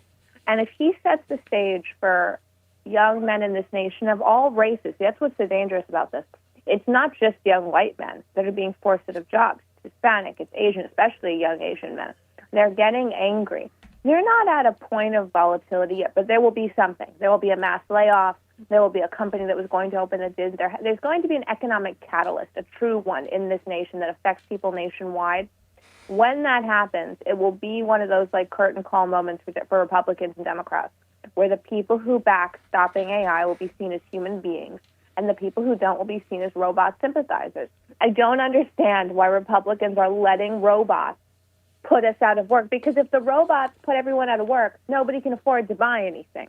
And if nobody can afford to buy anything, the companies go under. There's only so much data selling you can do if nobody has any money to inject into the economy. This is a very simple recipe. You know who speaks about this? Mr. Wonderful speaks about this all the time in this basic layout. I don't get why Donald Trump doesn't understand the cause and effect here. Well, because he doesn't have, he knows Kevin O'Leary, but Kevin O'Leary is not telling him anything either. And then you have Elon running around talking about, just give universal high income and let the robots do everything. I'm almost at the point where I'm like, I'm going to stop following you, dude. You're as crazy as he is. This is a stupid, go back to South Africa. Go try it over there. See if it'll work in apartheid. Leave us out of it. The more I learn about Musk, the more I think that J. Arthur Bloom's reporting on him, and the fact that he's still a citizen of South America, or South Africa rather, and the guy wants to put all of you out of work. He thinks it's going to work out better for you. You know what? Here's the final thing. By the way, today is the 35th anniversary of the Mike Church Show, and in the last unless Maggie didn't give me any names, the last 2 hours of the program, we couldn't drag 1 cent out of our listeners, not a penny, after the first tranche in the first hour of the program, when I just reminded everyone that it's 35 years ago today. Well, I can tell you there's not going to be a year 36 if we don't raise the funds. So crusadechannel.com/donate. Thank you in advance. So the guy, the Elon thing. What's going to happen here, or what is happening, is that people are looking, and there's more every day now. People are looking now at everything MAGA that has happened. If they all feel, if more and more people feel betrayed, who are they going to blame for the betrayal? Are they going to blame Lara Trump and the GOP, or are they going to blame Trump? And how many of them are you going to have left in a movement called MAGA? And who's going to run their campaign? Let me just tell you how bad that this is bad. It's really bad. The guy that Trump handpicked to run against Thomas Massie, and AIPAC threw hundreds of thousands and then millions of dollars at him, and still is, chickened out. It was a public debate organized by a local Kentucky television station at a public library, and he was a no-show. Massie is going to retain that seat because he's running against Trump and against AIPAC and Israel. And that primary comes up, I guess is it in May or June? I think it's in June. I think June. What happens when Massie triumphs? Oh, the Libertarians are going to have a good week. When Massey wins, the Libertarians are going to say, shut up, Trump. We have our guy. You can't get anyone across the finish line. And I think that will be a bad moment for Donald Trump because it's also Kentucky. Like, it's Republican. I know they have that lunatic Democrat fake governor there. But it's a conservative state overall. It's certainly a state that welcomes Trump. Trump had no business going after Massey. It was despicable. And I think Libertarians rightly have drawn a line. I know several of them have helped him with fundraising because they're so disgusted. They've drawn a red line, and I don't think Trump wants to cross that.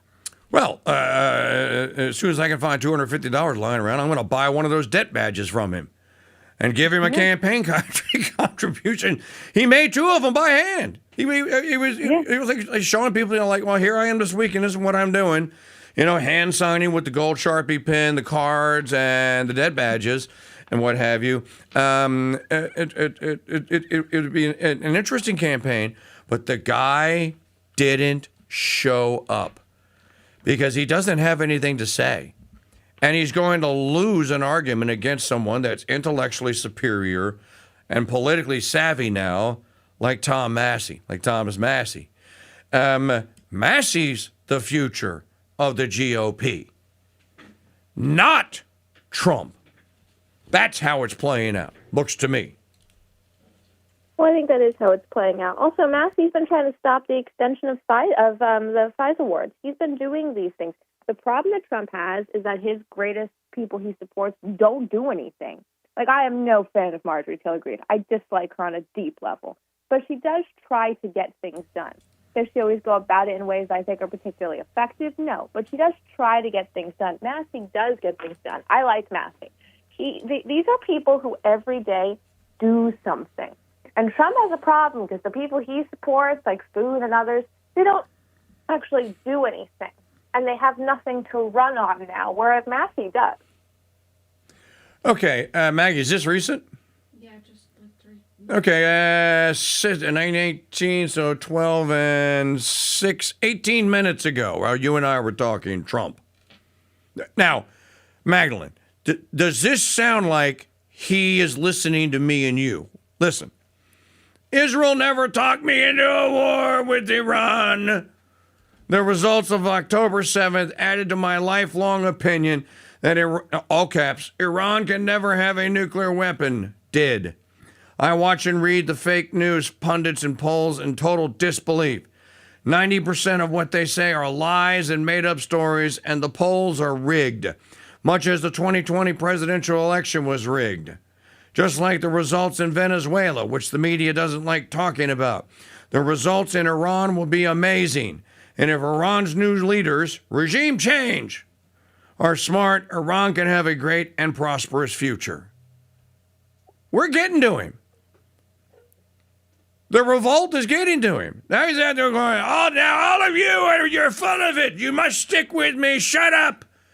I only did it because it wasn't because the Israelis told me to. I only did it because I said something for you. Bull crap. You aren't it. Look, he's feeling pressure now. Now somebody is telling him, Mr. President, we're gonna lose, man. Keep doing this, and we're gonna lose. Doesn't that sound like that he thinks that to me is a crack in the armor?